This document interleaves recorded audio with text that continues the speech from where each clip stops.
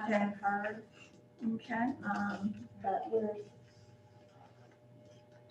10 after, and I said we really weren't Let's going to get start started, meetings. yeah. We weren't starting any more meetings after the time, so Right. I've already broken my rule.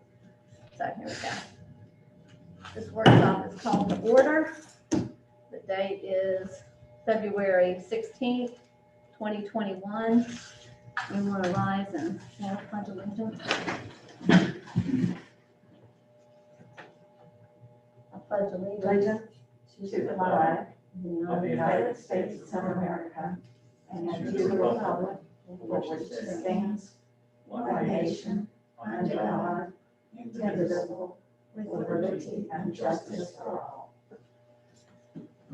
Okay. Opens up the workshop for discussion. We have several things, I think, that mostly was CRA, some CRA ideas that we've had. Does anybody want to start it off? Before we do start it off, I do want to share with everyone, this is exciting news for the city. And you've seen them probably in our polls recently, but fiber optic by the end of the month will be completely active in the city of Crescent City. What company is doing this? Windstream. Windstream. Is doing it. Oh, You're going to have to contact, the copper cable's going away for the most part. They're not doing any more upgrades. You will have to contact Windstream and let them know to please upgrade you to the fiber optic. He said that I'll be working and communicating with him. So when we know the whole city is active, we'll put out a notice for everyone to make sure. But it's not one of those things that they just automatically do to your service. You have to request it. He said there might be an increase, maybe a couple of dollars, he said, but the difference says there's just no value to the difference in what we currently have. So that's very exciting news for the Oh, city. that's very exciting. It's going to be as well. just right now, I think he said, for the city proper. But yeah, they've been up and down our street. They've been up and down Lemon. They've been over, I think, over on Orange, and so. Have they been to this building? I do not know if he's been to this building, but he said that. We need to make sure we put that request in from what I So understand. we will definitely make sure that we have that request in here at the city, because I know just from experience of using the computers here. So anyway, Okay, well, no, that's good news. so that's exciting. That's exciting. It's important, very important. It Long is. time coming. Long time Yes. coming. Well, and I'm glad to hear you say there's going to be a notice, because there's people share information and they don't understand what they're sharing, and I don't understand the technicalities of it either. I do remember a representative of Windstream came to speak to us at one point. Is it possible that they could send a representative to the next meeting to make an announcement and explain, do you think? Possibly, we can ask them if they can have somebody come to the March meeting. Well, why don't they finish up what they're doing though before we Yeah, put he them said on the slate? hopefully in February. He said, Whenever's the right right, by the end of February is when he said that we would be up and running.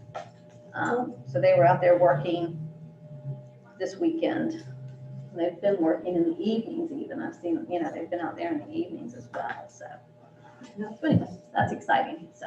That is fantastic. Okay, does anybody want to start us off? Well, I think this is a priority meeting, Yeah. right? Just to kind of set what we want to make priorities, and I don't know, I think the very first thing, of course, is the city manager certainly has to become a priority to make sure that we are covered either with an interim or I don't think that we're going to be able to get a brand new city manager in before Michael leaves. So I think I don't have any information per se on it, but we need to. Well, Okay, I'm really glad you brought that up because that kind of came to the top of my list also.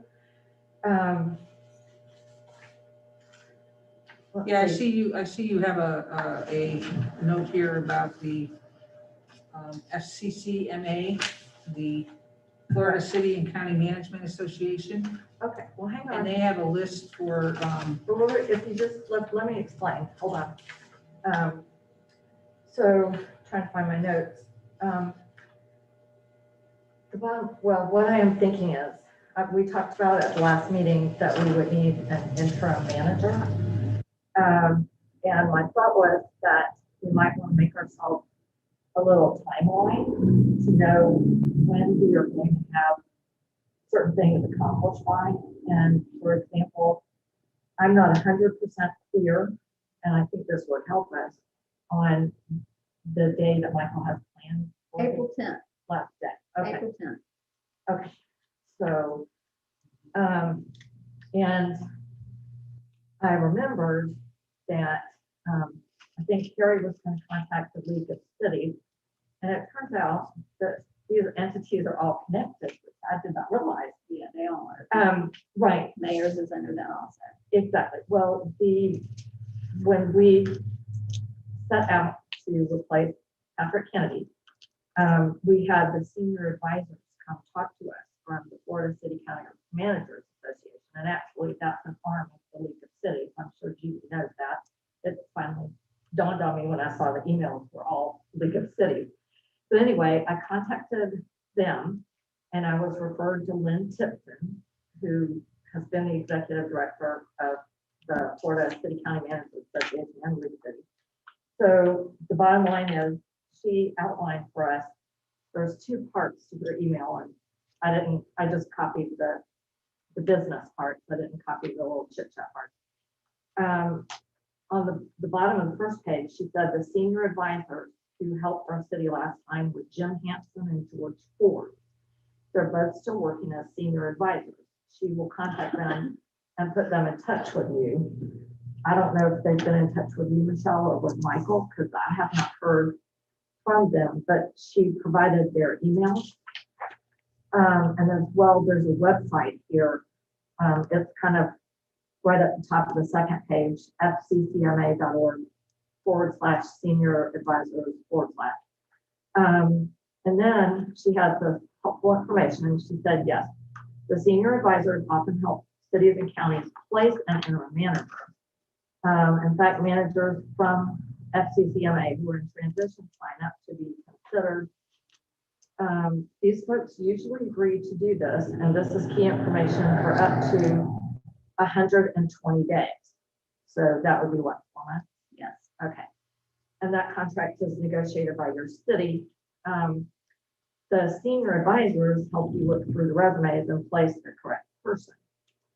And then she says, your city should decide in advance if you want the interim manager to be able to be someone to apply for the permanent post, which can be a contentious point. Some people only want to be an interim if they can compete for the main job. Others only want to fill a temp job and do not want to compete for permanent. So it's important to know this in advance. So, and she said some cities have a preference.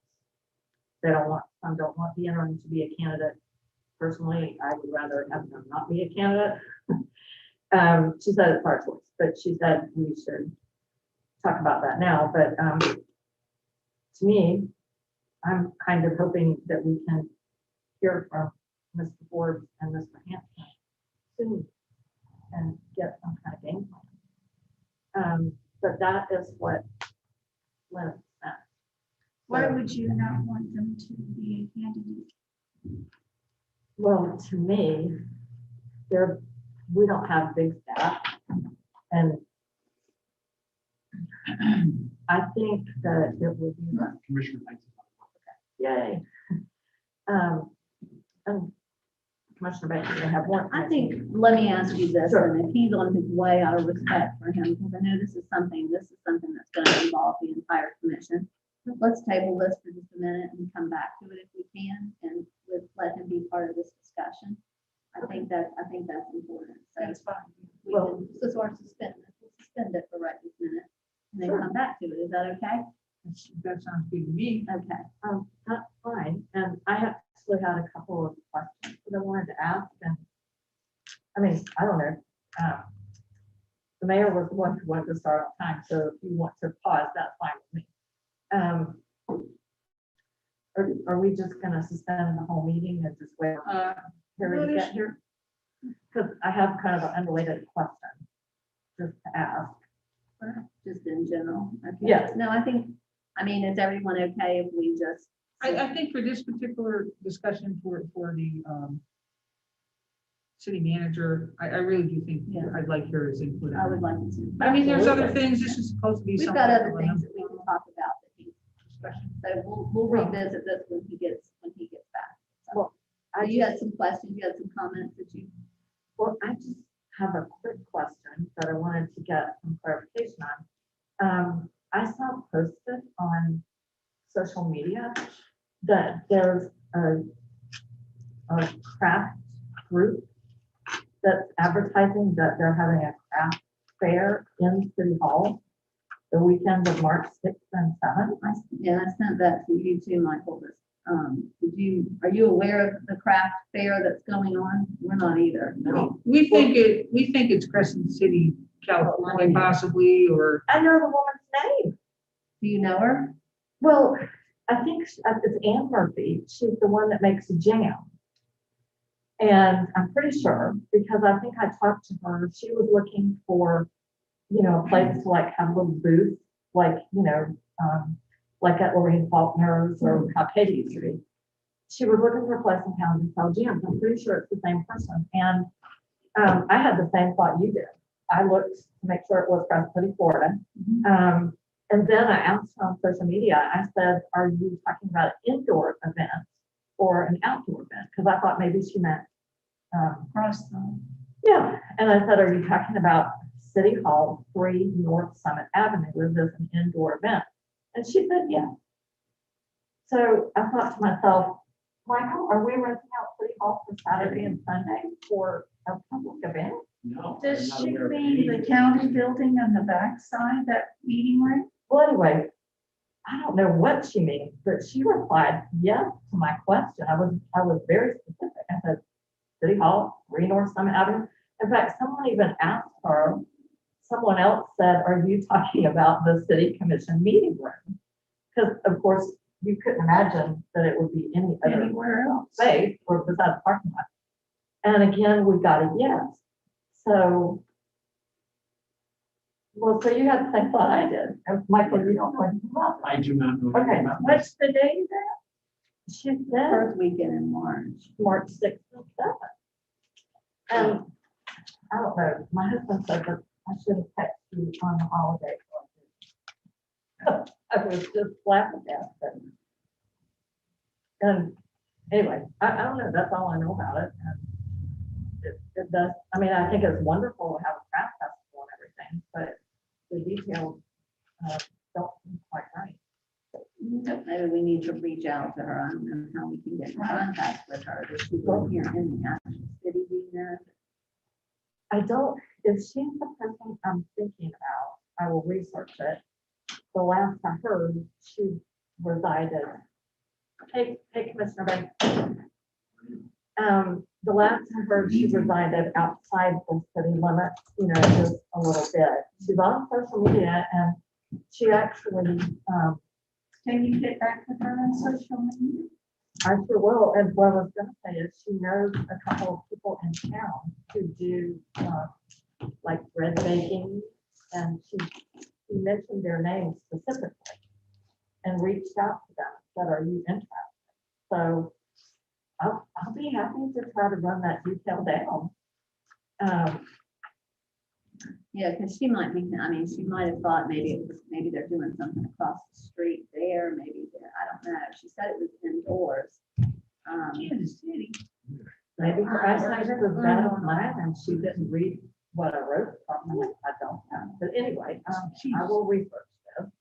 No, that's not. Okay. And Michael, so if I can get more information from her, I will forward it to you. Okay. because I was thinking, what about COVID? You know, we're not even giving a permit for the park. Exactly. And so I thought, oh, okay, well, all right. I think there's been a miscommunication there somewhere. And, Yeah. I just have to be informed that no, there's not going to be anything here, so I'm not sure.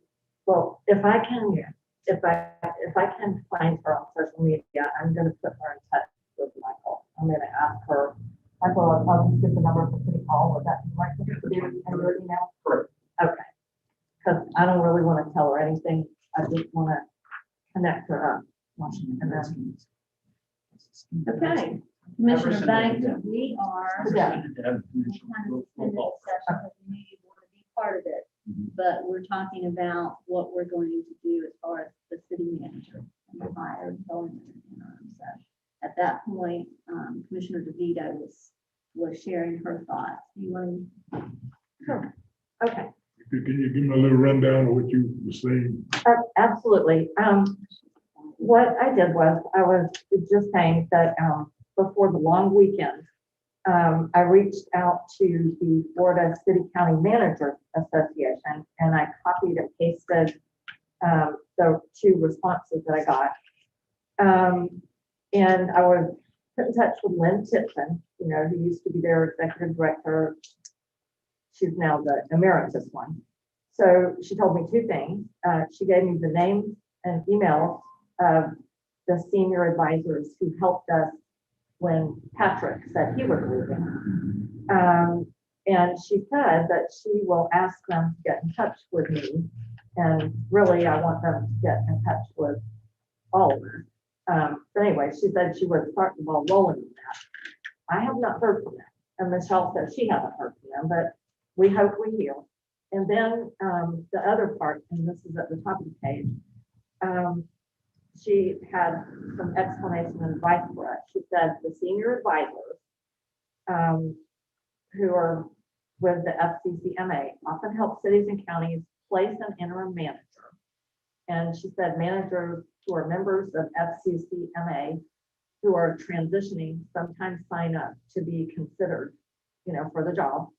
She said people agree to usually do it for 120 days, which is 4 months. And, you know, we negotiate a contract with them, the city does. And she said the senior advisors can help you look through resumes and place the right person to be your interim. So she also, this was her advice to us. She said your city should decide in advance if you want the interim manager to be able to be a candidate for the permanent position or whether you don't want them to be a candidate. She said cities have preferences either way. And when Michelle suggested that we suspend discussion of this issue until you could be with us, I had just said,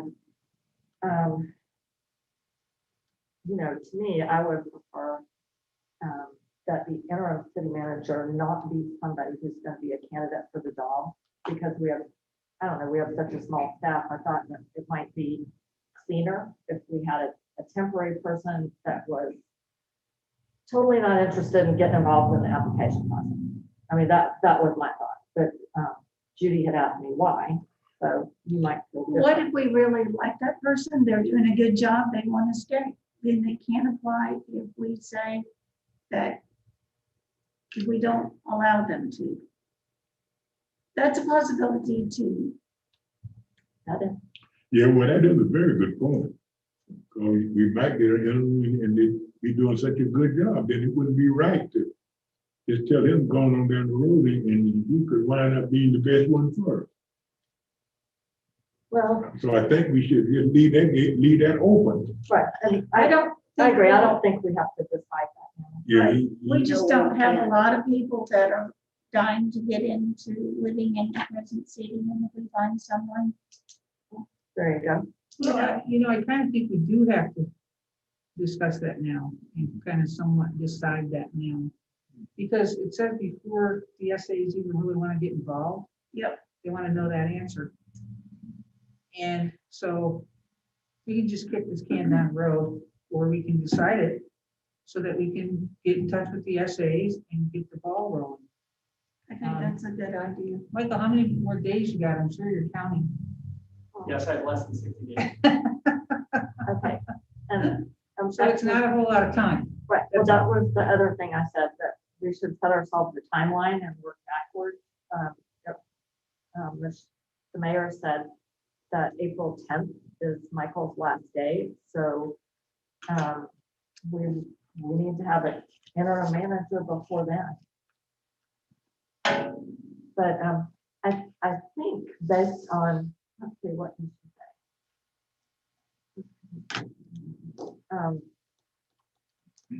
Well, I'm not sure it's entirely accurate. I mean, it's possible we could change our mind. The senior advisors, if I remember from last time, they are here to advise us.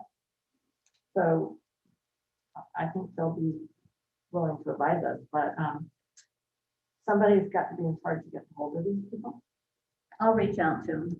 Yeah, I think our message Yeah.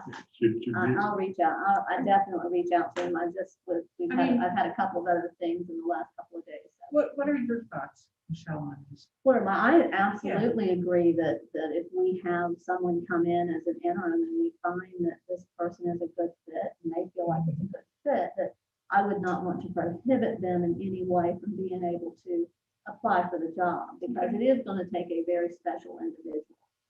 And, an interim is also going to understand basically what they're getting themselves into. Yeah. Well, see, and I think somebody that's been on the job for a while, that wants to be a candidate, will have a little more skin in it. Will want to, make sure they do a good job. They'll understand what needs to be done here. Whereas if somebody just kind of comes in and does the everyday thing, because he knows he's going to leave in Right. 60 4 days. months. And We have exactly. a lot going on, and so, that's Yeah. the other thing too, is you definitely don't want somebody to come in that's just gonna kind of babysit the city. We want somebody that's gonna come in here and give us some guidance, Yes. and come in here with some,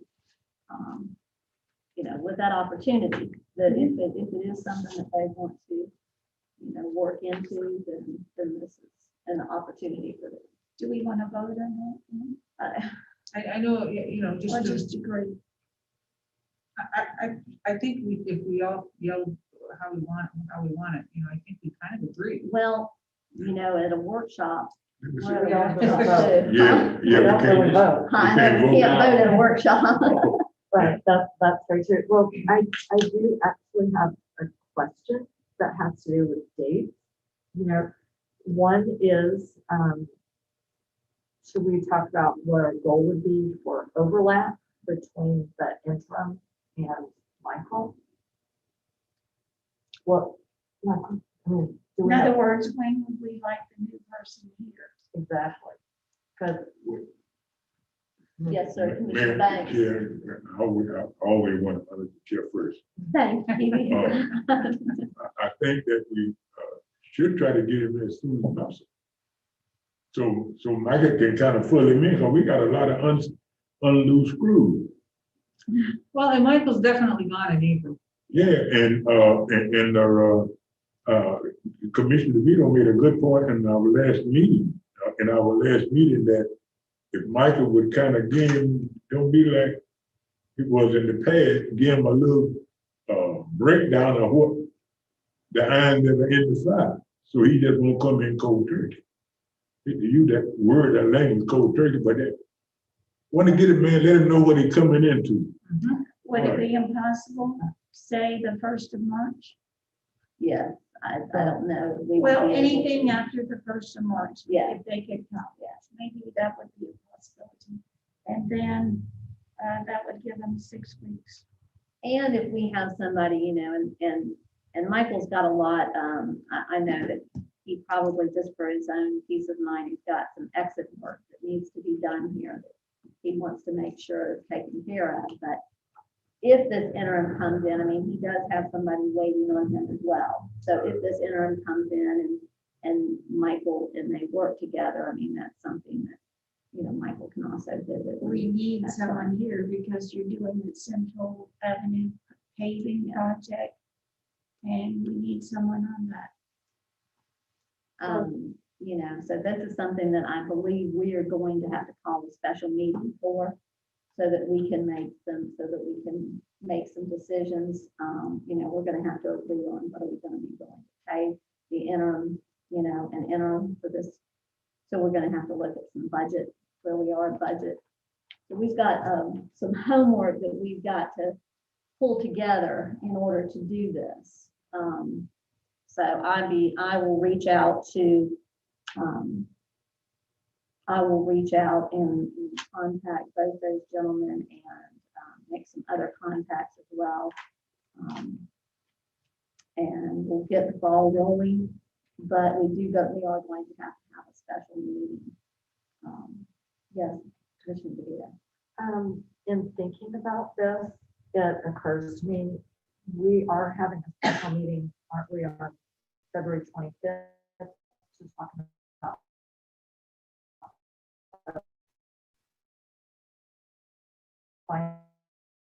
one's on the police order. I wouldn't be right. I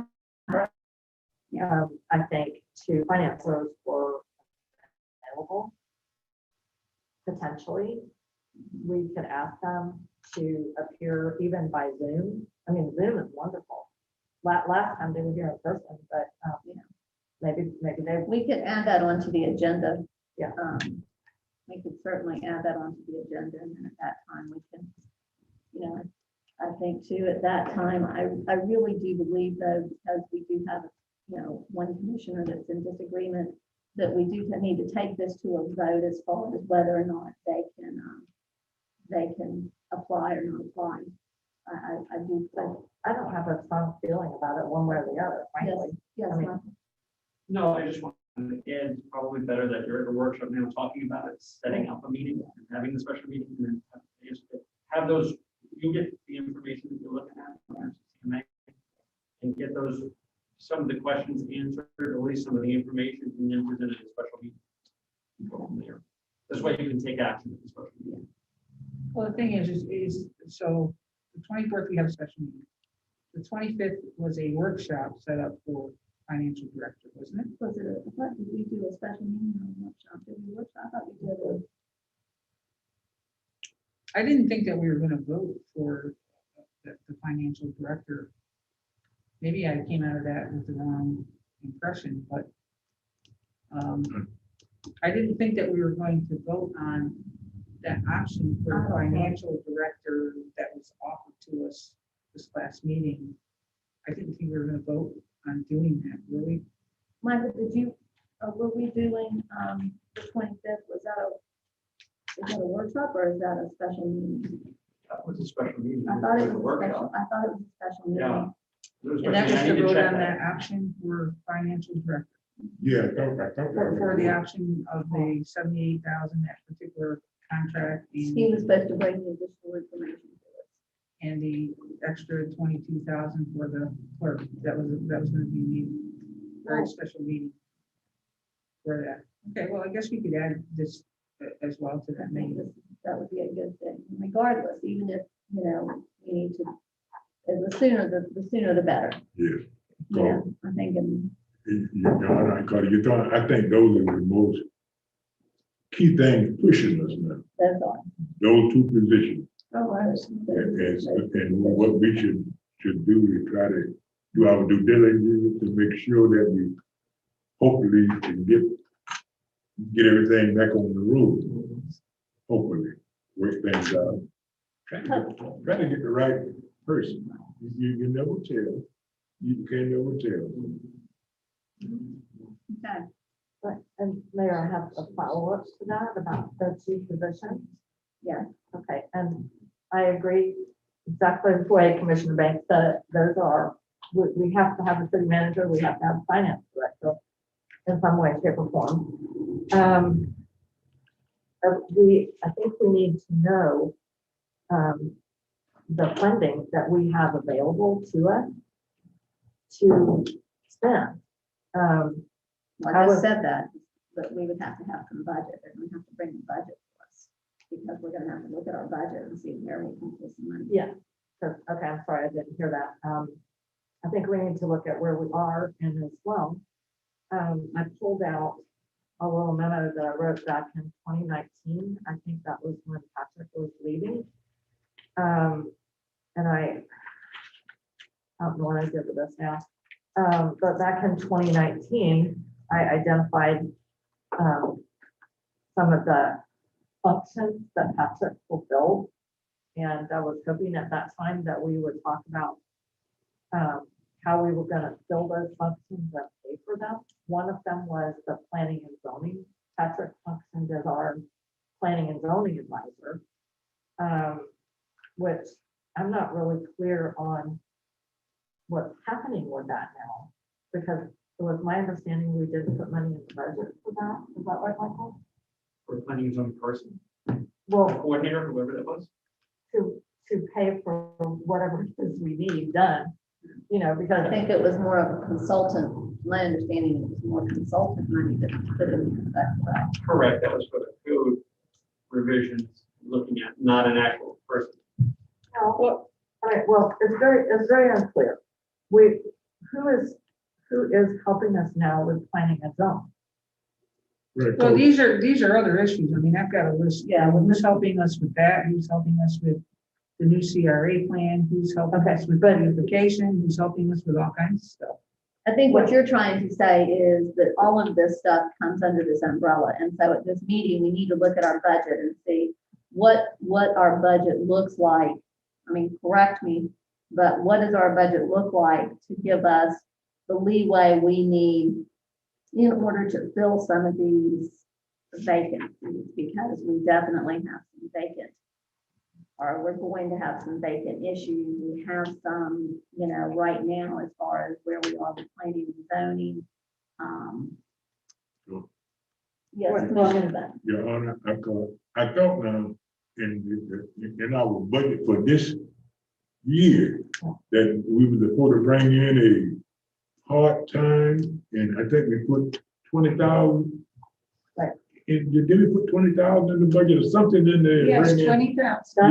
Yeah, That's for the CRA. right, But what I'm talking about is there are two positions we absolutely have to have. We have to have a city manager and we have to have a finance director, which, by the way, finance director is provided in the charter. Mhm. And Jay's not here, but it would be my understanding that if we were going to outsource the finance director, would we have to abolish I don't know. I mean, I don't know what the implications are, but the other thing that the city, a function that we perform is planning and zoning. And the reason I bring that up when we're looking at the budget and what money we have for the city manager and the finance director is we cannot tell people that they cannot apply for rezoning because we can't afford to pay, you know, for the expertise we need. That I think is something that's a big question. So I brought that up as well because we have to provide that service. We can't say no. right. And I don't think that we can just leave our, I don't think we can just leave our volunteers on the planning and zoning board to figure it out by themselves. But so that was the question mark that I had in terms of cost. Did we budget for it? But so Mayor, you're saying you want to look at where the money's gonna come. Yeah. I absolutely agree. I have one more thing that has to do with this position and the charter. Can I bring that up? Sure. Okay. I don't have my list, but somewhere in the charter, it says that the city manager is supposed to designate and the commission is supposed to approve a staff member who would be the person to step in or take over or whatever if the city manager is not able to perform their function.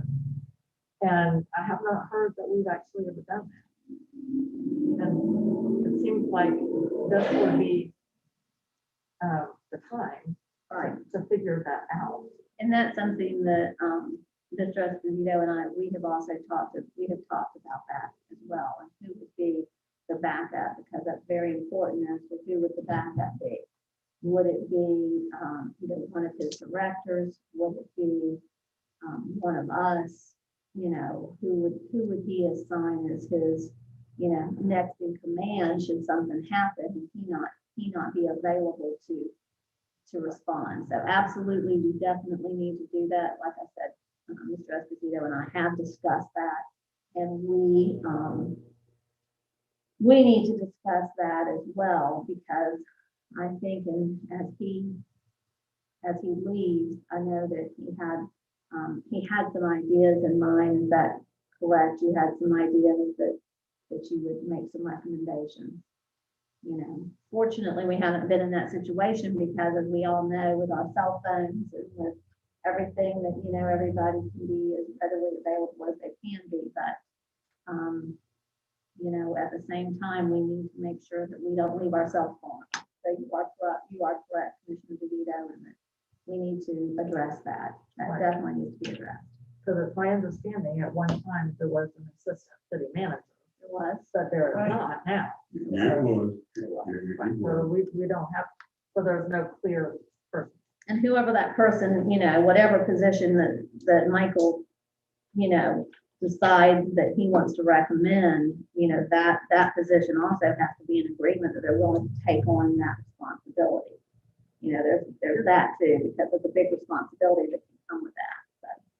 Cause that's why, Honor, Yes. why Mr. Kennedy got the position that he was the assistant.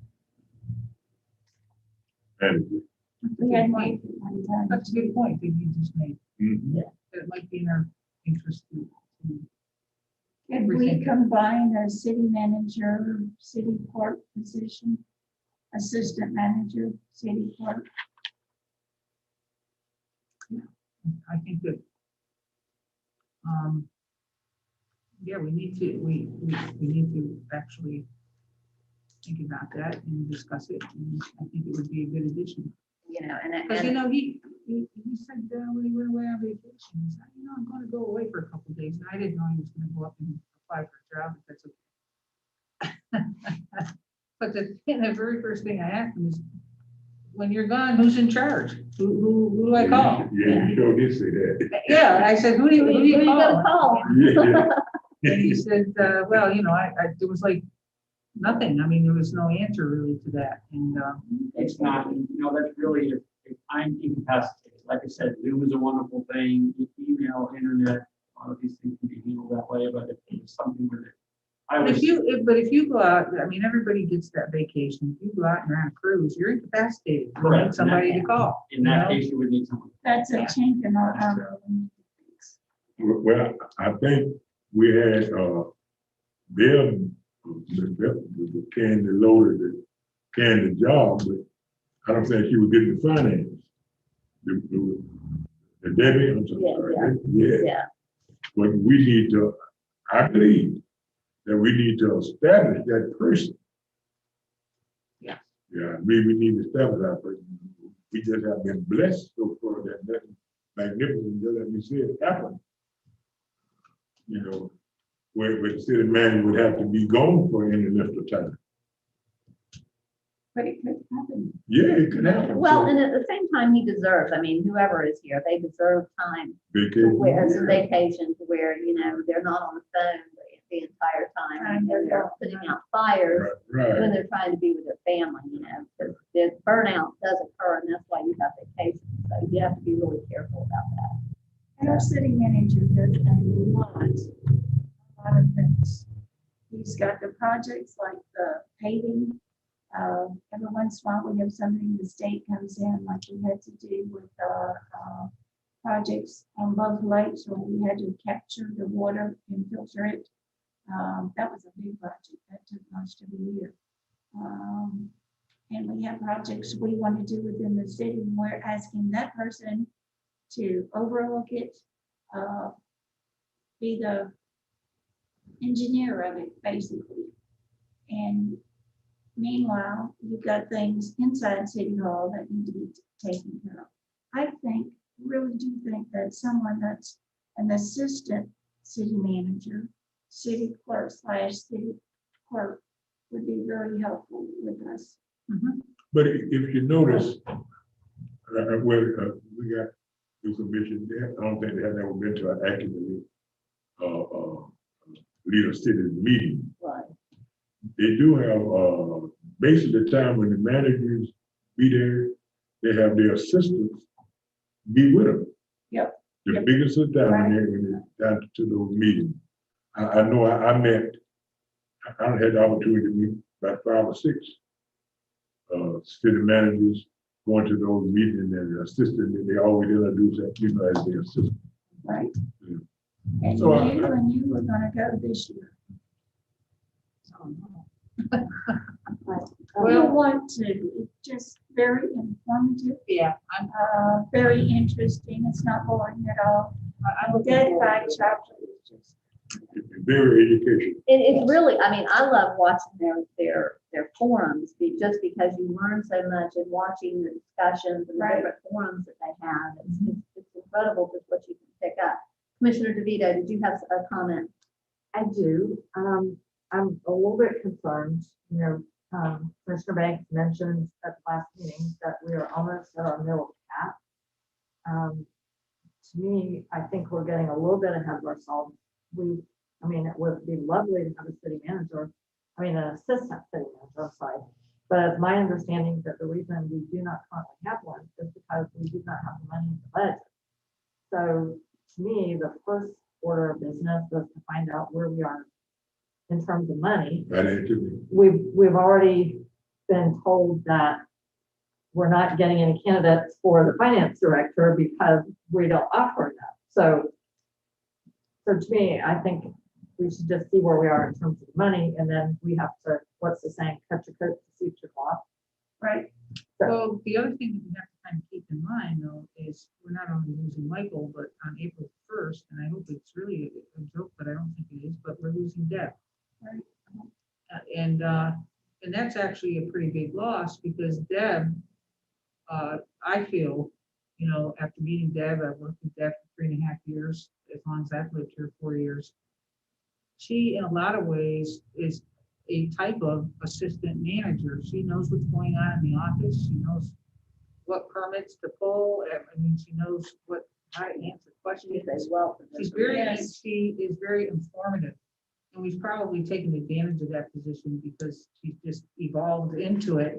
And we've kind of let that happen and we appreciated it, of course, but that's another position that starts to become somewhat important. So if you take a look at Michael leaving, Deb leaving, what we're talking about here is a new city manager, the possibility of getting an assistant manager clerk. Maybe that's the position that we're looking at to replace Deb with. I don't know. I'm just throwing that out there because this is a workshop. Yeah. I don't know if that makes sense or not. Okay, well, And May you I? realize that's April Fool's Day. Yes, So I do, and that's why I'm saying. I reminded her. Yeah, I hope it is Joke. April Fool's, but she did say that was her I know. last day, and so we have to kind of be mindful of that as It's well. unfortunate. Yes, Commissioner DeVito. okay, but again, nobody funds cities except cities. So the first thing we have to do is make sure that we have the money to pay for every single necessity. And we have to design our staff to fit within the allowed budget.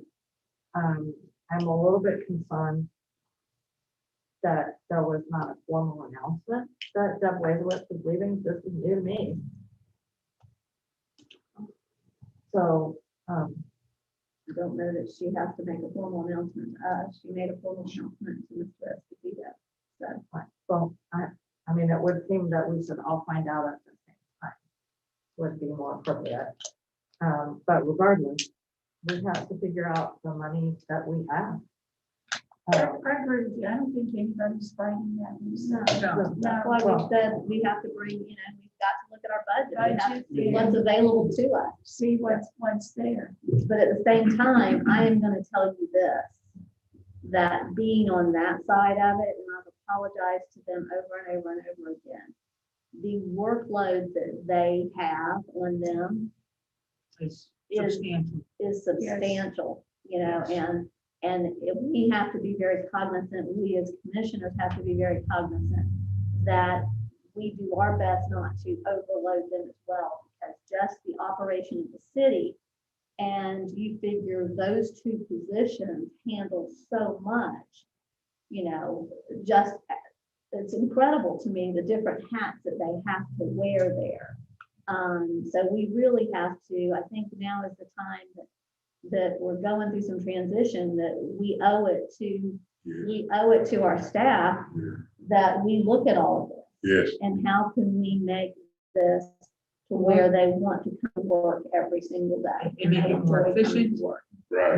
More efficient, just more, make the place happier, it's stuff coming in, doing two jobs and trying to get it all done. I mean, I know I've worked those kinds of jobs. So, yeah. Let me put it this way. When I was on the work market, I loved my job because I had good people around, Mhm. and then they paid me. Yep. So I think we need to offer that to our employees. Now, and Commissioner West can back me up on this because she was here then too. We got way less employees here now. I know technology is going to advance. We got way less employees that we got here now than we had 10 years ago. I was gonna say 10 years ago, yes. Yeah, right. Yeah. 10 years ago, way less employees. Okay. I know our city manager, I think he just was a 3 days. And we had that extra assistant, that was his assistant.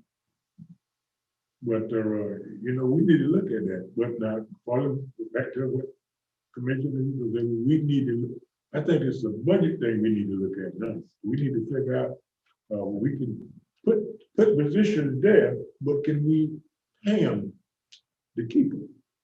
Well, and I have a follow-up to that, if I could. Sure. One thing to keep in mind is that we will have hopefully an experienced interim manager, and we will be hiring a city manager. And I'm not so sure that it's in our best interest for us ourselves to redesign the city staff. I think that is one thing that the interim and the incoming city manager certainly can advise us on. And I remember distinctly, I can never remember his last name, the new city manager for the city of Blackfoot, who was the attorney, Mr. Hall. There you go. If I talk long enough, the name comes up. One of the things he did when he was there for 3 to 6 months was to do an analysis of the staff and the functions and make his recommendation to the commission for the reorganization of their staff. And I'm just thinking that is something that the interim or the incoming city manager certainly should be able to assist with. And they may have efficiencies to suggest. I've watched very closely what goes on with staff in City Hall, and I don't know. I don't want to make any observations about that right now. I think it's a little premature. But anyway, are we? This is my next question. So, are we going to ask the senior advisors to be at the? Yes, I'm going to ask them to be at see if we can get them there at that meeting on the 25th. Right, and then my understanding of the meeting on the 25th is that Mr. Laughlin would potentially be bringing us back another proposal. But as well, weren't we going to talk about options about, would we want to re-advertise that position? Yes, we were supposed to talk about options, and if we wanted to contract that out, my understanding, or if we wanted to go ahead and try to find, once again, somebody to be here on a full-time basis. Because my question is, if we're going to discuss that position at that meeting, should we not have in front of us what the job description looks like? And you know, So with the well, if salary that's range. what you're asking, is that, I mean, just asking, if you want to ask him, you want him to make sure you have a copy of the job description, is that what you're asking? Well, I was thinking if we're going to consider it, we should all have We should all have a Yeah. copy of the job description. it and the Michael, salary can range. you make sure we have that Mhm. and the salary range? Yeah, that's it there. With, along with the benefits, I think when you look at the salary range, you need to take everything into account. So we need to know what our actual outlay is or would be for that position. And that's for the finance director. Yes, sir. Yeah, Yes, that sir. includes your salary, that includes all benefits. Right. And while we do want, you know, and I do agree with you, Commissioner DeVito, that I think we do want, you know, with my input, of course, because Michael's been working with us as well, and he knows where the deficiencies are.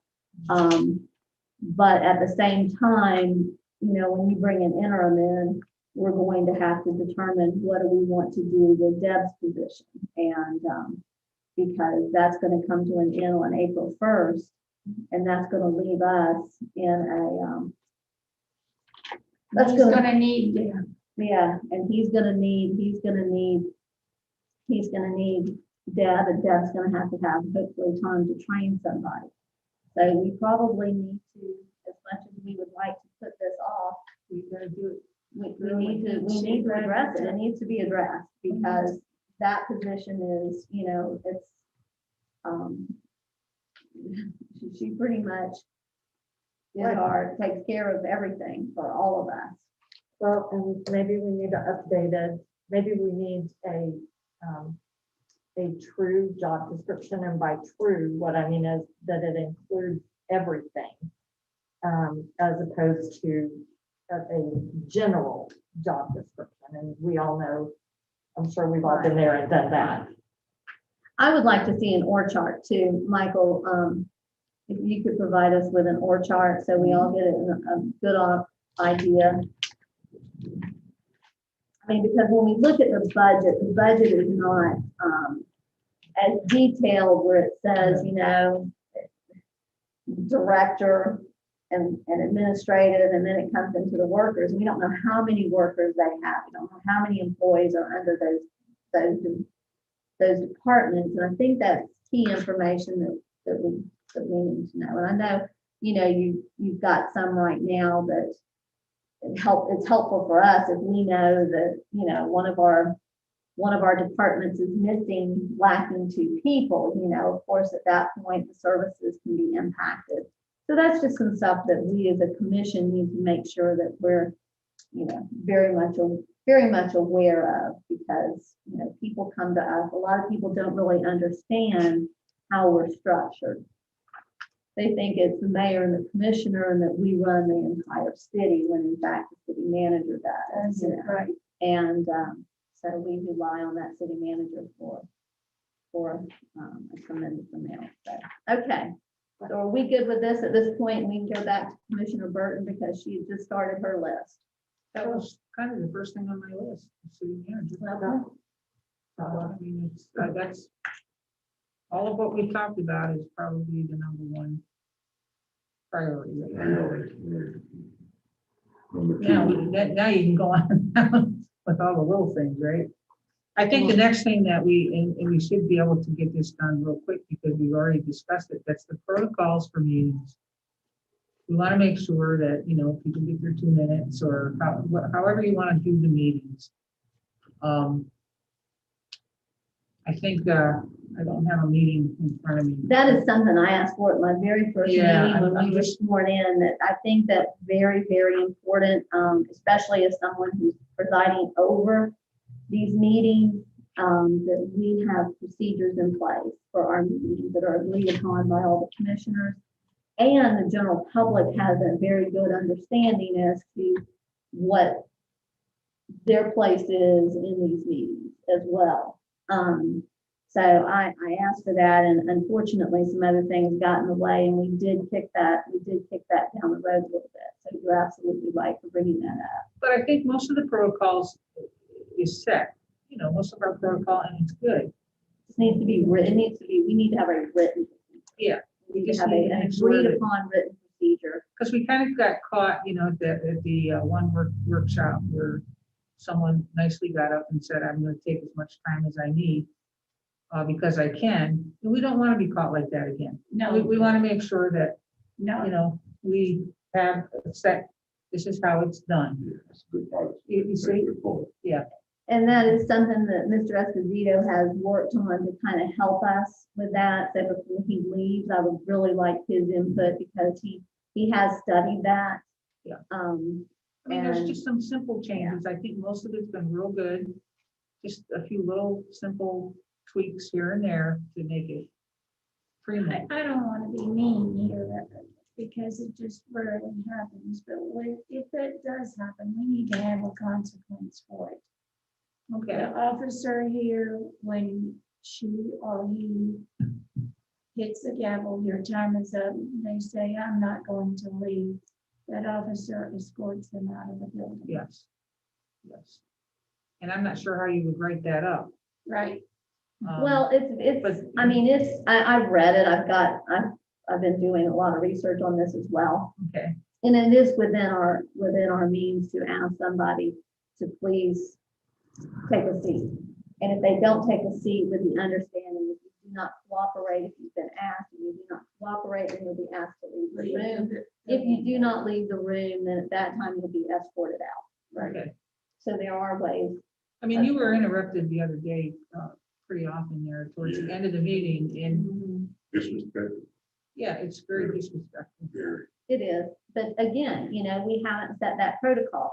And typically what they say is that those meetings is that should be posted on the door Mhm. and it should be handed out right there as a handout so that there's no misunderstanding. That's the Yes. other thing too, is you want to make sure that everybody has a every good, meeting, they get that as they come in. that, Even that if everybody they've has seen a, it 10 times or 30. I think that was on our agenda, wasn't it? Yeah. Like respect. Yeah, Right. and we just kind of have to follow civility. through now. We did start adding that to our Yeah. agenda. There's a civility at the end of our agenda. Yes, Commissioner DeVito. Right, so what we're talking about is the procedures for public comment and participation, or public comment and attendance. And us as And us, well, too. and us. Because typically, like with Robert's rules, if we're gonna follow Robert's rules, then each commissioner has the opportunity to speak on an issue twice, 10 minutes is your time limit. That's in Robert's rules. And so, I mean, we have to determine how we want, if we want to adhere to that, how we want to handle this, because, our meetings are going longer and longer and longer. So that's just, I think it's something for them, for us. It's just a meeting procedure. It just Right. keeps everything tidy. Yeah. Right. Okay, well, hang on, because then there's something that I've on my list that has to do with meeting procedures. Ma'am? Yes, Commissioner DeVito. And first of all, I just want to clarify something because I think we're being taped, and so whatever. When we had the workshop, it's not accurate to say that somebody could take as long as they wanted because they could. We just had not adopted specific guidelines for all of our meetings. We adopted a guideline in the meeting, so that was fine. They couldn't take as long as they wanted, and we can control that, but I think it's a good point. And it's in the statute that we should let people know what to expect. Right. And I'm sure that we can change it from time to time, or we can designate special meetings. But when you're talking about our meetings going a long time, it is important for commissioners to be able to talk to each other and discuss the issue. The thing that we're not supposed to do is talk about things really outside the meeting. And one thing that I have noticed that is making our meetings go a very long time is we need to have sufficient research and backup from all presentations and anything that's on the agenda. We should have adequate material in our folders ahead of time to consider. Questions about things that should have been reduced to writing and presented to us as the staff material or the presenter material. That is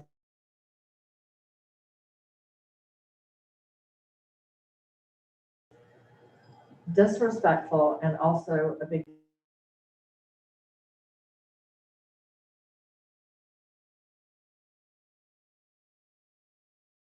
for an outside person. A rule that I would like to see is that unless there is some exception, I mean, some extraordinary circumstance, if somebody has a PowerPoint or a document or whatever, we should have that ahead of time. You know, whether it's the audit or whatever it is, we should have that ahead of time. We should not be forced to sit here and watch PowerPoint and then have someone read the documentation that they've had all along. That just slows things down tremendously. We should be up to speed and ready to ask questions. I think that should pertain also though to us as well, because I know there are things that we like to discuss. And one thing that happens, it seems like I've only been to like 4 meetings, I think, or 3. But we have commissioners that hand us things at the last minute that we would like to, that they would like to talk about at these meetings. I think that's very unfair too. So that's something that needs to be I'm curbed. gonna I make guess. a recommendation on this because, and of course, Michael's not going to probably like it, and you all might disagree with me on this, but as observing this, I believe that prior to a meeting that we need to have, rather than an individual briefing with Michael, we really need to have a workshop that we go over the agenda, if we have questions. I mean, you figure he has to spend at least an hour and a half with each one of us to go over the agenda. And this way we make sure, to me, and you might disagree, and I'm just putting this out there, that as part of this, it would take care of what Commissioner DeVito is talking about, is that we would all hear the same thing at the same time. Yeah. And I think that that is a key point. And if we have questions, it gives us an opportunity to do our research, you know, or for him to answer, the city manager to answer those questions. I don't know how you feel about this, but I think when we go over this procedures, that is one thing that I would like to, you know, do. And I know the county does, the county does that. They have the workshop, and, you know, I just feel like that would just benefit all of us. And it would take care of his time, because it might be, he could come in here and in 2 hours, he could take care of, you know, we could workshop this whole thing in 2 hours, rather than him taking up, you know, several days out of the week. I So, think that's a great idea. that's just something that we will, as we go forward, that's really something I would like to put out there as we're going through these procedures. Do you have a comment, Commissioner? Sure, that's been suggested before. It is not recommended by the Attorney General. I think that we have these separate meetings, the pre-commission meeting. You can meet with the city manager, but the pre-commission meeting, but that, to me, that still presupposes that we The have, sunshine law, pardon? the sunshine law.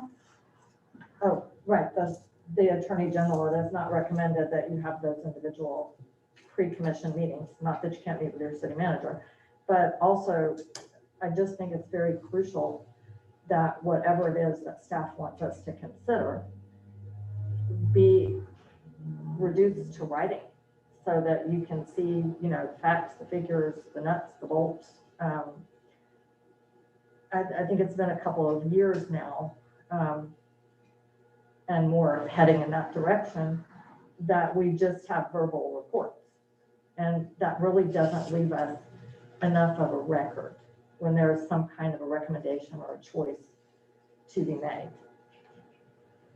But, Go ahead, Commissioner Banks. Mayor, but what's wrong with the city manager, doing this like we're doing now, coming in here and going over the agenda with us and kind of, some key points, if there are any on the agenda, kind of rehearsing us, so we'll know what's wrong with that.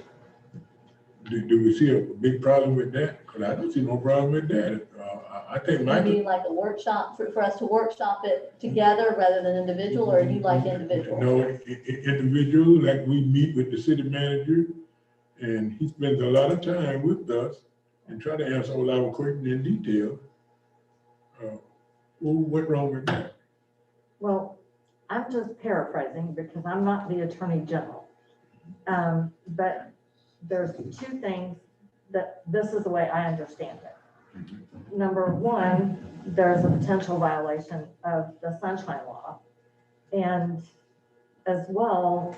Now just to Yeah. make it You're clear, talking about the two group. different things now. You're talking about the group meeting, No, correct? he's talking about individually. That's what I'm talking about. Okay. I I'm wanna make answering sure. his question, yes. Okay, If you look in the Government and the Sunshine Manual, or you ask the Attorney General, they do not favor the individual pre-commission meetings. They don't favor them. We do it, but they're not favored. And the other issue, which is what the mayor said, is that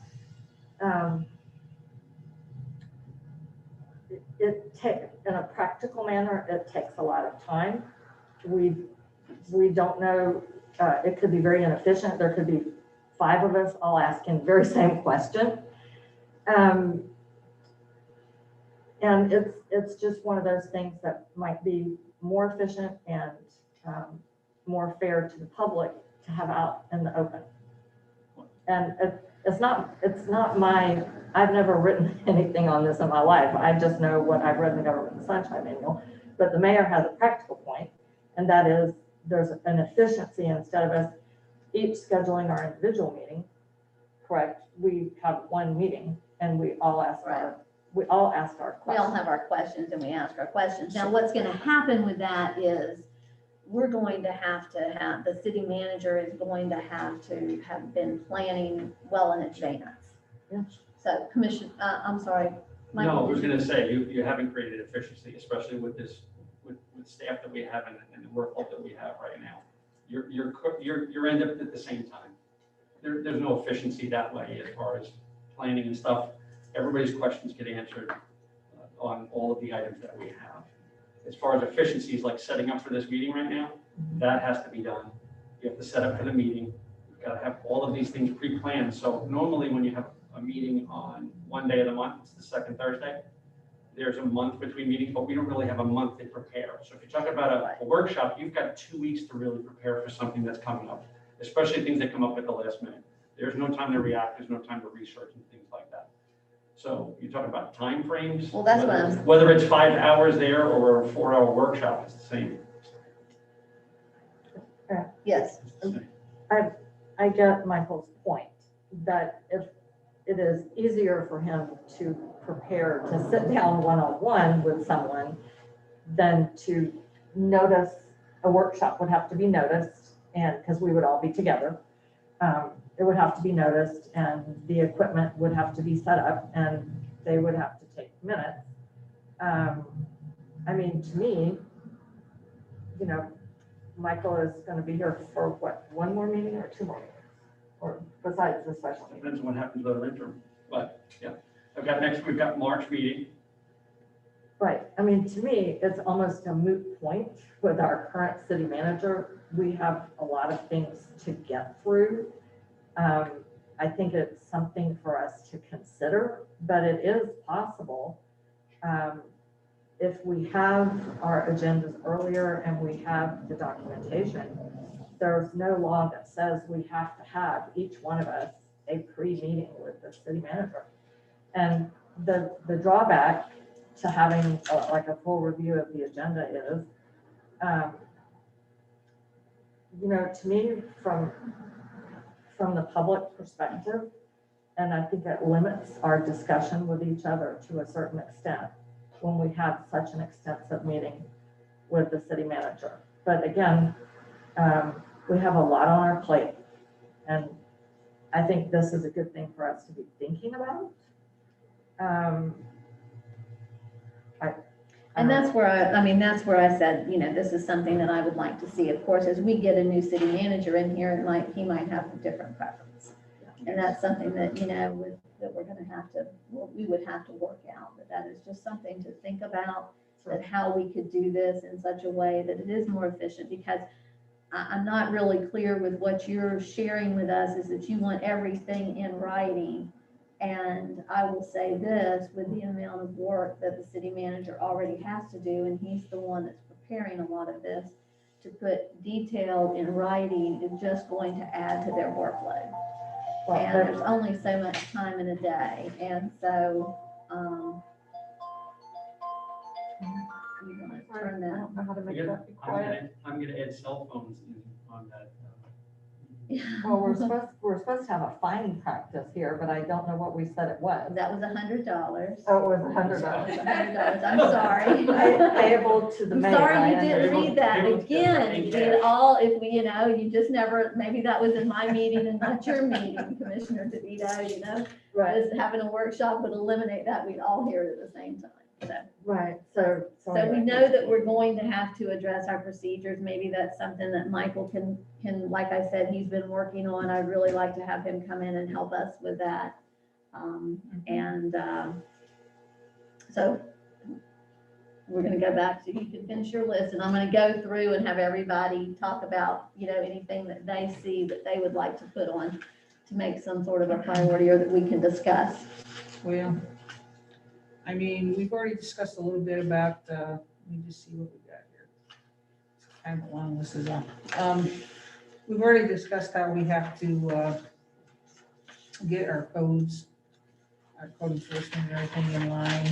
I'm sure that as we get closer to the discussion of the magistrate and how we want to deal with that, that's where that discussion will, kind of heat up a little bit.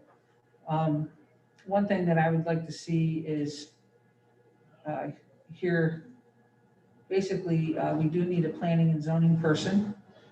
Can't stress that more, but I also think that we need an IT tech.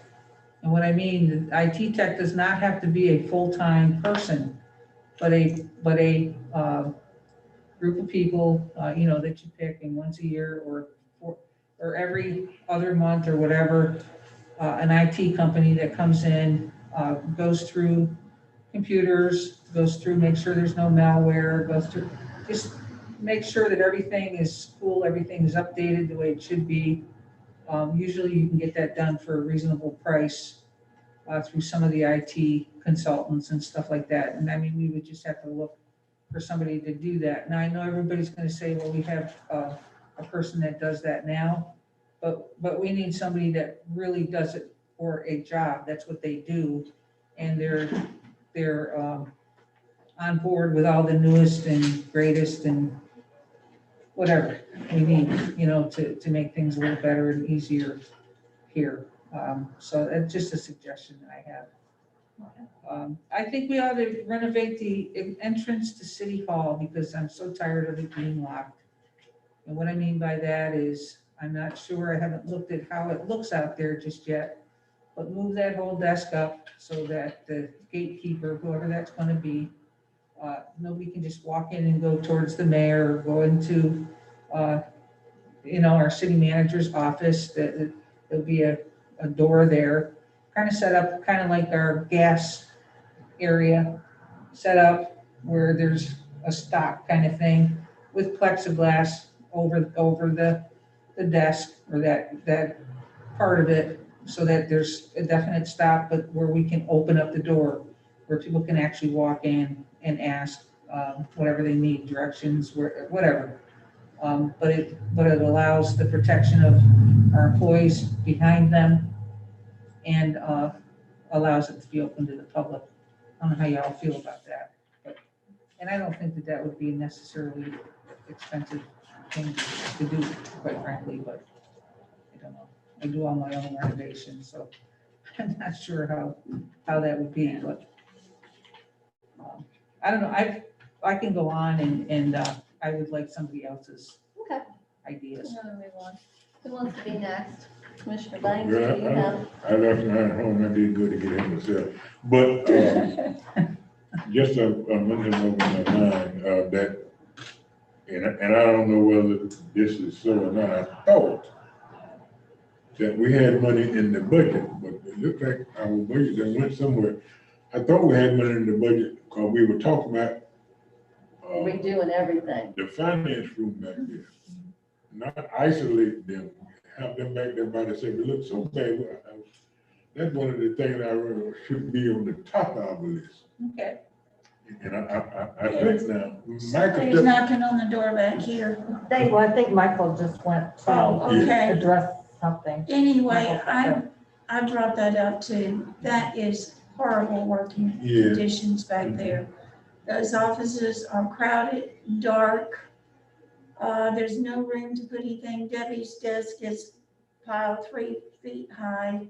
She has nowhere to put anything. She needs that whole area back there. yeah, I thought when Patrick was, I thought that was something that the commission had discussed, that y'all were going to do, that there was money in the budget to do I it thought we- complete, because the men's bathroom is also another issue. Right. And so they had talked about doing that. So maybe that's when we get a new city manager on board. right. That's something that he can come in and give us an assessment and kind of look at, because maybe there's some things too that while we're looking at efficiency, that he can help us with that as well. You know, Also expanding this, we don't have to have a whole new one. I'm like you about doing yourself. Yeah. If we could expand with that same paneling to go around here, we will probably have to have a new top put on, yeah, but that would be far less than having a whole new counter built. Right. Because right now, we're comfortable.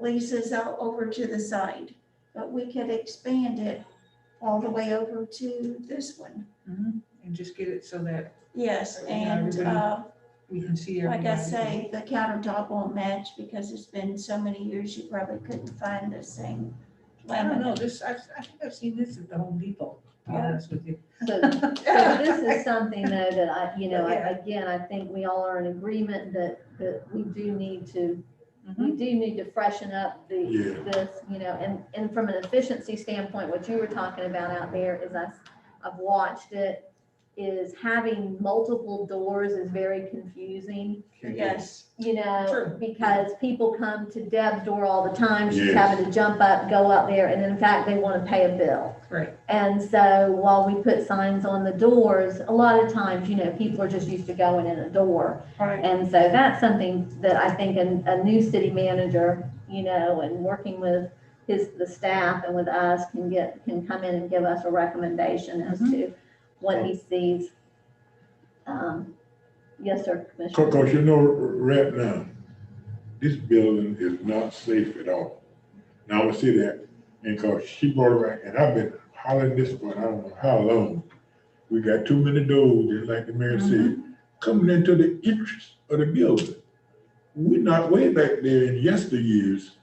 People will bust in here and try to harm not only them, but they got access to come in here and go anywhere in this place they want by coming through them door. Computers, they can, they really can, Yeah, they just come through here and walk out there, You're right. just grab and walk. and I had been saying that.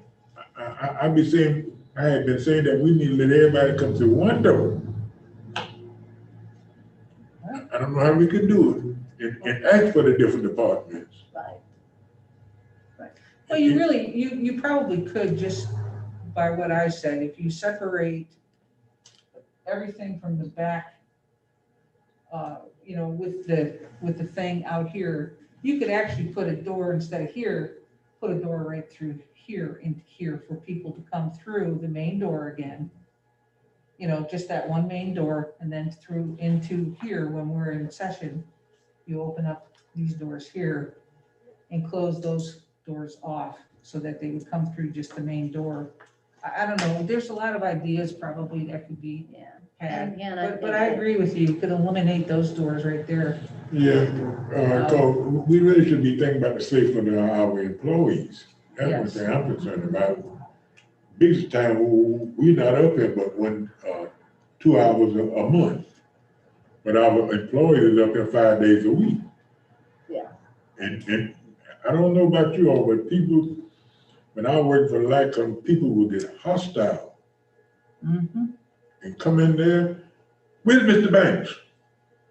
Because I was the one keeping the lights on and they cut them off. but they couldn't get to me. That's a bad Right. job, man, I'll tell you what. I wasn't doing it, but I was the one behind it. Yeah. And they were sending them in, but they couldn't get to me.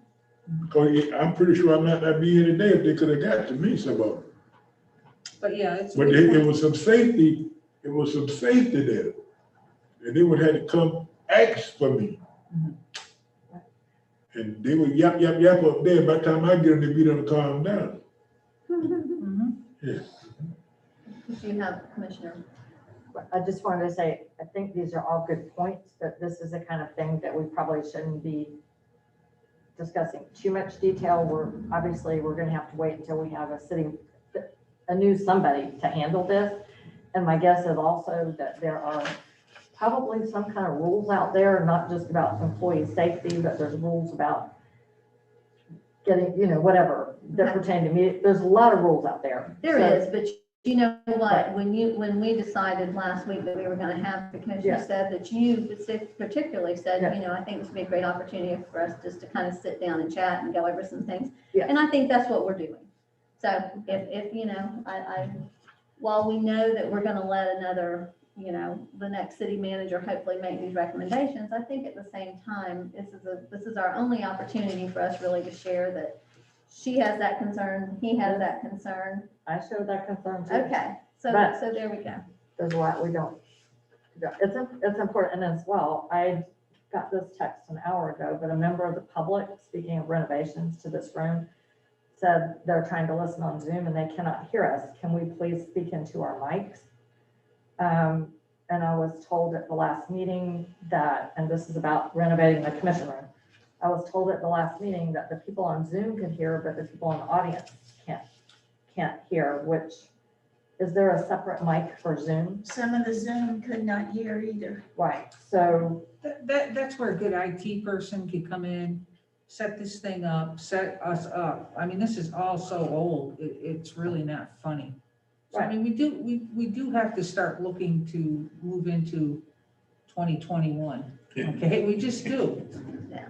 And, And that is an issue. I mean, I Yeah. know people, we're trying as much as we can right, to provide access that we've never provided before. So, I think that we all need to allow some grace here because everybody's trying to figure this out as far as Zoom and making sure that, with these microphones and we're I mean, talking with masks, and masks are very difficult to hear clearly, to hear, for other people to we've hear taken one clearly. very good step with the owl. Yes. And now it's just a matter of, if we need to put a speaker somewhere, then we just need to get that done. But we need somebody to come in here and tell us, okay, what do we need, if we want to listen to all of us, that goes around the whole room, what do we need so that they can hear it on Zoom and they can hear it back there? Because that's the other problem. They don't necessarily hear us back there and we're right here. But we just need the right people. Commissioner To guide Banks, us. do you have anything else you No. wanted to? I basically was through, but I want to get it straight before we leave today, because I think that would it works out now. We discuss city manager, okay? We discuss the process we're gonna go forward with to collect him. Did we get all that straightened out? I See, think, because we talking about a whole bunch of things. I think so. I wanna On make the sure we 20, get- on the 25th, we're hoping to have that discussion where we can actually vote on and look at the job description on the 25th, and we'll have some, we might even have some recommendations, you never know, on the 25th. So, we'll see where we are at that point. So, yes, sir. Okay, now, number two, Mhm. our finance director, did we clarify that today? 'Cause I want to make sure that so it won't be no cross up, that we're doing things and the real urgent thing that we are talking about and discussing it and putting them in line so we can take care of it in that way, because those are the two urgent things that we really got on our plate now, the finance director, the manager, the finance director. Okay, now then we talked about our budgetary items. is we gonna have the finance? I think that is one of the things that we really, really needed. I wish Ms. Peacock could have been in here today so we could kind of, talk about some things, cause we got big ideas, but I don't know whether the money there. So Right. we really need to look at that. Well, we asked Michael to make sure that at the next, that 25th, that he has the budget in front of us, so that we Right. all have Yeah, so we can, so we know what's available to us. Okay, yes, sir. And that meeting's at 1 PM, correct? on the 25th. Well, Commissioner West? I have something totally different. And you may want to say, shut up now. Yeah. That's okay. Our town's looking a little miskept, and I don't want to step on anyone's feelings or whatever, but going down Central and this block right next to us, but down here. Our buildings were jammed up next to each other, and we're missing 3 buildings in there. And Scott, I'm not picking on you, baby. Take Scott's building. That was a two-story building at one time. Business down below and an apartment up top. Remember how they had the porch across the front? Old Florida. Well, that's gone, torn down, done. But the side of his building is those big block bricks, and it's unattractive, okay? I was thinking if we could, maybe the CRA, if that's part of it, spray that whole building, those 3 sides, one color. If he will allow. The other building has graffiti on the side of where that building is taken down. And they did paint the side of that at one time. There's graffiti there. That needs to be taken care of. It's not a big expensive fix, but it possibly could come under the CRA. I think that's part of it too. What about the beautification? What's the beautification budget for? What is that for? Basically, that could possibly do that, but here's part of the beautification. Those palm trees along Central that we planted years ago are growing up into the power lines. We have to take those down. Okay. So that money has to take care of that soon, because they're gonna come and chop the top of them off if we don't. We need to look at something that doesn't grow that tall. Okay. I was told they weren't gonna get into the lines, but they're there now. Well, I'm not sure. I know that our budget, the beautification budget's quite large. The CRA budget really is not, I don't believe. Right. But I can't really remember. No. Are you talking about the city, Mayor, may I? Yeah. Are you talking about the city beautification budget or the CRA budget? The city beautification. Okay, budget. the city beautification budget is only $2,000, and most of it is spent on plants. It would in no way probably take care of You know, I don't have it taking in front of down me, the but- palm trees. It's $2,000, I can tell you that. The CRA budget is larger. There is a facade grant program in the CRA budget. And then there's, I don't know, there are very large categories in the CRA budget. But, you know, and again, we are at a disadvantage here because we do not have a staff member for the CRA. And, and I as don't well. think we need to attack this now. All right. No, No, but no, I'm maybe I was just maybe what I was reading, I think I was reading a financial statement that I saw, or a financial report. And it looked as though we had quite a bit of money in the beautification No, budget, but, I can tell you that right now because I looked at it very specifically. If we have I can money, take it's another look at all probably, that. I don't know, Michael could tell us, it was $2,000 this year. Yeah. So there, But regardless, I mean, I think Commissioner West has a good point. We're looking at CD in many areas, and I have some comments to address that. But I'll wait. Commissioner White?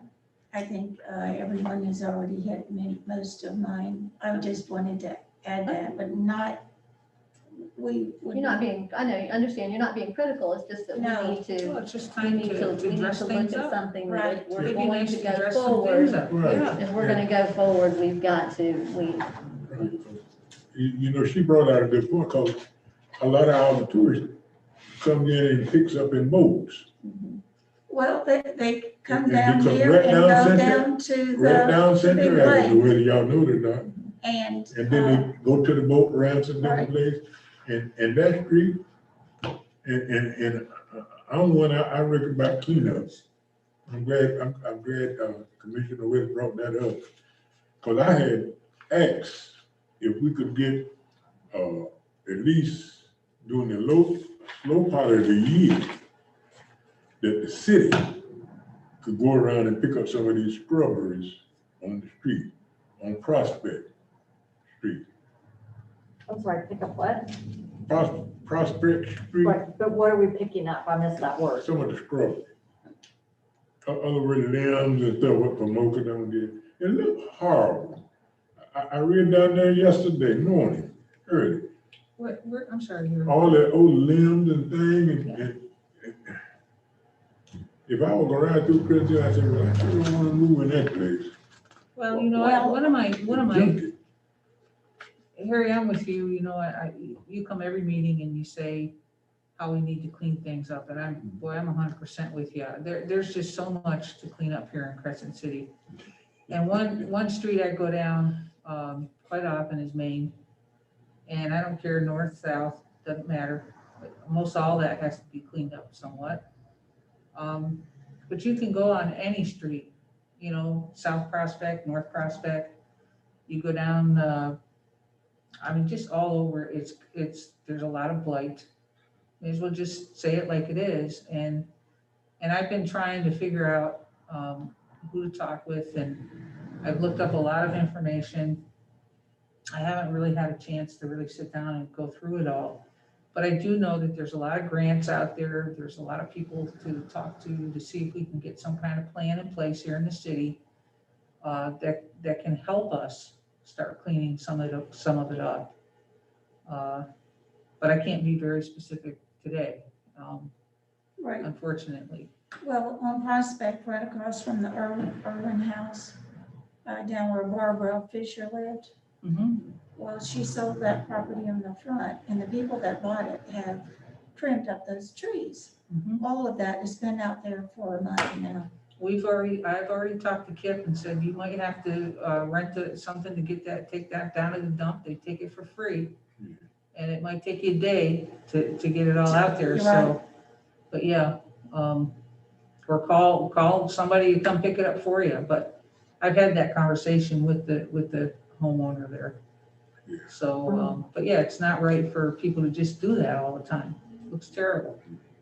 And well, that's good. Yeah. Oh, yeah, no, I know.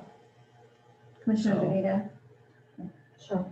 I wanted to bring up an issue that would address these concerns about Central Avenue looking unsightly and blight. May I? Sure. Okay. One of the things on my list, and that's on the agenda, is the CRA. The CRA covers Central Avenue. The CRA covers part of the area that includes North and South Main Street. Couple of things. Our CRA plan is somewhat out of date. I've gone through it, and I mentioned it would be a good idea for us all to go through it. There are some things in the CRA plan that are just not up to date, like it refers to the Magi and talks about all the artists that we have in town. That organization no longer exists, and I don't know if we have artists in town or not. It talks about a church I forget which one, over in this area, that's supposed to be a focal point of our CRA, and having that renovated and having it be a tourist attraction. The last I heard Mr. Kennedy mention about that church, we don't even know if it would be something that we could renovate.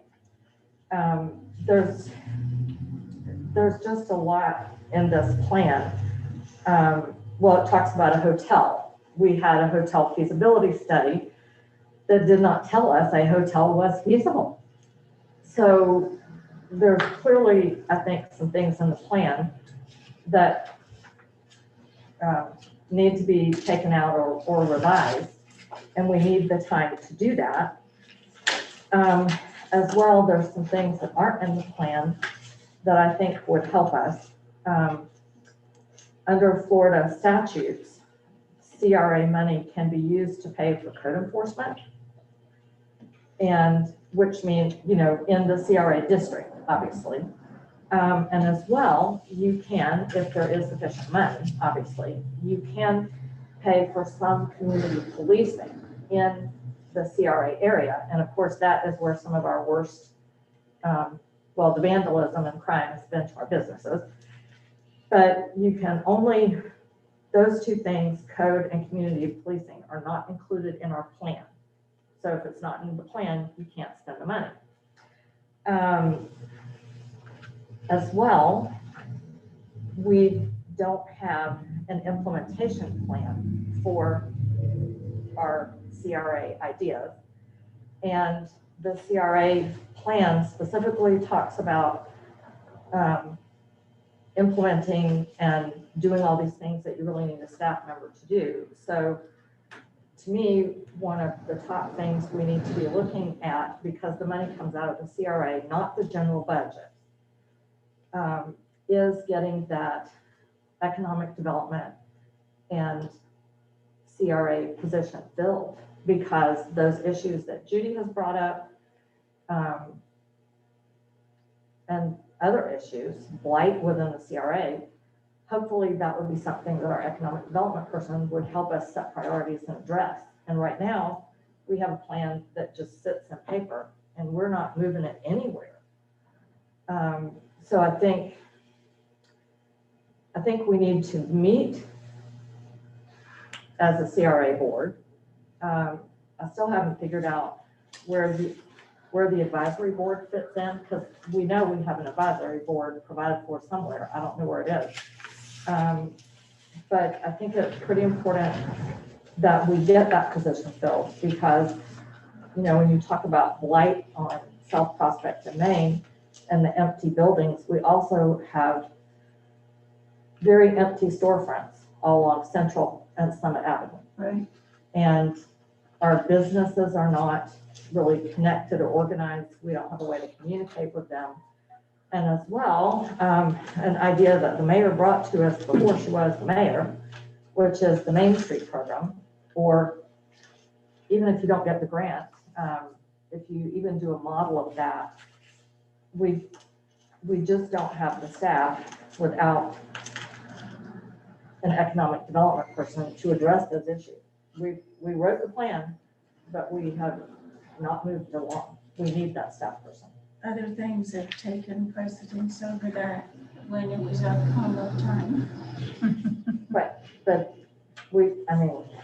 May I say need to something? go. Yes, Commissioner Burton. We have had some new businesses coming into the area. One, of course, is this new one over on, I'm gonna get the street wrong, over on Lake Avenue, and is that Palmetto or the one up? Yeah, the therapy. the new therapy, and they were full yesterday. I was so. Yes, they're very busy and, My Very good. husband loves them. Yeah. oh yeah, the- yeah. The new they're- therapy. He's been going to them and they're fantastic. From what I understand, they're very good. Mhm. We have a gentleman who's a bass master who is redoing Leonard's Landing down there. Now, I'm not sure where he's in, what he's up to, you know, where he's at with it all. But he has cleaned up a lot of it, and I know the city's been trying to work with him as far as the, what is it, the sewer or where the water flow that comes down when it rains. I don't know, but what the whole detail is. But we also have some plans that people have brought to us. One is the new RV park that would like to go in at South Prospect, at the end of South Prospect, which is very big. It's gonna be called Moonshine Okay, are Landing. we supposed to be talking about We that? can't No, I here? just, Yeah. where I'm going with this is we need to be, okay, we can talk about the CRA coming in and doing all the work, getting money from that to do work to beautify, but we have new people coming in starting to do that and help us move along. And we've got to get out and reach out to these people as commissioners and as part of the city. And I really think it's up to our city manager or our zoning board or whoever to enlighten everybody in the city that these things are happening. And they're things to get excited about. They really are, because it brings in I'm not done. that revenue Okay, that we may need, to hopefully incorporate it into getting our city back on its feet. thank but you. I don't disagree with what you're saying. I'm just saying there's other avenues too. That's all. Okay, so, no, then, okay, it might be that we need to have a workshop so that everybody understands what a CRA is and what we have obligated ourselves to do under the law. And when you have a community redevelopment agency, the tax increment funding for that area from the county and the city, and I'm sure Commissioner Banks and Commissioner West know this by heart, that tax increment funding goes into the CRA account. And it stays there until you use it for a purpose for which it is allowed under the law and is designed, specified by your plan. So right now, the only money that we spend from the CRA funds we pay part of the salary of our city manager and our finance director to administer the CRA. And the CRA spends a very small amount of money on facade improvement. We have a program for that, and we spend a little bit of money for festivals. And this was my comment when the amendment to the CRA was proposed back in 2017 or whenever it was. If you're going to have a CRA, you are supposed to implement your plan. And I think it's very important that every commissioner read and understand the plan and understand what our obligations are. Because we're piling up money, it's a small amount, but we're not spending money that is supposed to be used to eliminate blight and to provide for redevelopment and other beneficial areas within that designated area. So to me, either you have a CRA and you do what you're supposed to do with it, or you dismantle it and you let the city portion of the money go back into the regular budget. But this commission has always felt that the CRA was important. And so my concern is, I think it's fine for the city commissioners to get out and meet people. But if you will read the CRA plan, plans do not implement themselves, and successful CRAs have staff assistants. We voted last year that we would fill this position. It could be of benefit to our CRA and the city as a whole. But we have not filled it. So I think it would help us if we could figure out how to do it. Because really, when we talk about, efficiency in city meetings and all that kind of thing, ideally, we would have someone administering the facade program and looking at the condition of the city and figuring out the best way to spend this money. And we would not be having to do that in a commission meeting. Right. So I'm saying there's a job description out there. It's not been filled. And And I think we need to get that to the top of the list, because we may have businesses in the other areas of the city, but if you will look at the CRA areas, they need attention, and that is what this is for. Okay. And otherwise, at some point, the county is gonna ask for their money back. I think that I believe that we need to revisit that job description. Because for what you're wanting to pay and what you're asking for. Well, it's not me. Oh, and I didn't say you, I said we. Okay. I said we need to revisit this job description. And I understand what we're looking for, but it's also my understanding that the board was unable to. Michael, when was this advertised? Back in October. Oh, I thought y'all decided to do this long before October. I thought it was It might have last been summer. before October or whatever, that's what I have to look at. It's been a long time now. A long since it's been time now. advertised. Did you ever have any applicants? Did you ever receive any applicants for it? One person. And other two, I've had conversations with people, but I haven't had any applicants other than somebody sending me a resume. And like I said, when I talked about the job description, that's everything that entails. It's what you're gonna be asking them to do, but they're still not, as far as one, they're having other people, trying to get them here and what we're paying. What you're gonna be asking them to do and what they're gonna be paying, who's got availability and who wants to travel. It's a whole bunch of boxes you're trying to check to get somebody. So we can pare it down and get it down to just, you're gonna coordinate the CRA and sit through a meeting every once a month or whatever you decide. You're still gonna be facing this is how much you're gonna pay them, and this is how many hours they're gonna have to spend on it. What was the salary range on that? You were $20,000. That's what I thought, 20,000 is what you So said. try to talk to somebody, the one person I did have, that was earnest to send me their resume, I did call them, they have not called me back, so. Or part-time, okay. Well, I have a suggestion. I did, I talked to Dana Jones at the chamber, Right, and she, is not our consultant on this, but she said that she's advertising for a position with economic development responsibilities.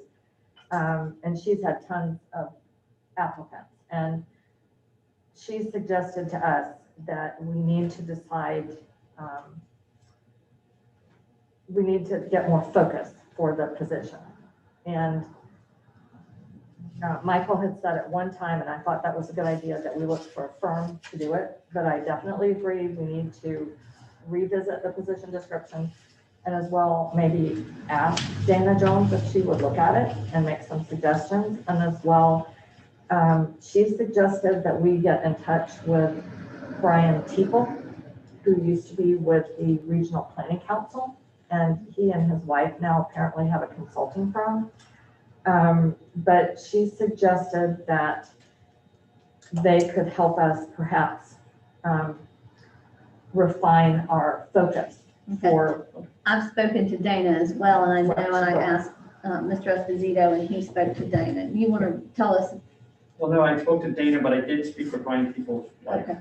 who had a company that did this very thing, but she just took a job as a planning and zoning person for the county. So she doesn't have time to continue, but she did get me in touch with her associate. I did have a conversation with him late last week. So I was hoping he could put something together. So that's where I left off. That was Okay. Friday. I haven't really been able to digest that, and I didn't expect to hear back from him today, so. And my understanding is, and I don't have it in front of me, but that this was envisioned as a contract position with no benefits, correct? Correct. Right. Correct. So to me, I would really like to see a proposal from somebody about where do they think we should start? And that was my conversation with this person, this individual who had worked with Brian White. Because I think we have everything that they could do for the next 10 years. And it seems to be that doesn't appeal to people. They want to know where do they start. And I think we need someone good to tell us that. So that information is going to be coming. Correct, it'll be coming. Yeah. Like I said, he wanted to take a look. According to the website, said take a look at our CRA get familiarized with that and then see where we can focus, just like the commissioner was saying. Right, but seriously, we all need to read this and look at it, because if you will really read it, there's items in there that just don't apply. They just Well, don't it's apply. pretty old, and when we did discuss that, it was the things you were talking about. It was things we wanted to work on, but things change. And Right, you're right, so- we need to take them out. Sure, so I mean, we're the board, we're supposed to meet. I And- think in order to do that, of course, that would be a A total independent Yes. workshop, special, well, I think we'd have to do a special meeting, especially if we're gonna take things in and out of this. right? So we'd have to, it Well- would require voting. Oh, it would definitely require voting, Exactly. but we can still have a CRA meeting. For example, we haven't approved the minutes of the last CRA meeting. And I thought, when Mayor Peterson had very good suggestion that whenever the CRA meets, even if it's not having a full meeting at the next commission meeting, we should open up the meeting to approve those minutes, because there's too long a time between. I mean, I don't know when we met, but we met. But I think at a CRA meeting, we can discuss how to proceed. We can discuss ideas. We can't amend our plan without going through certain procedures.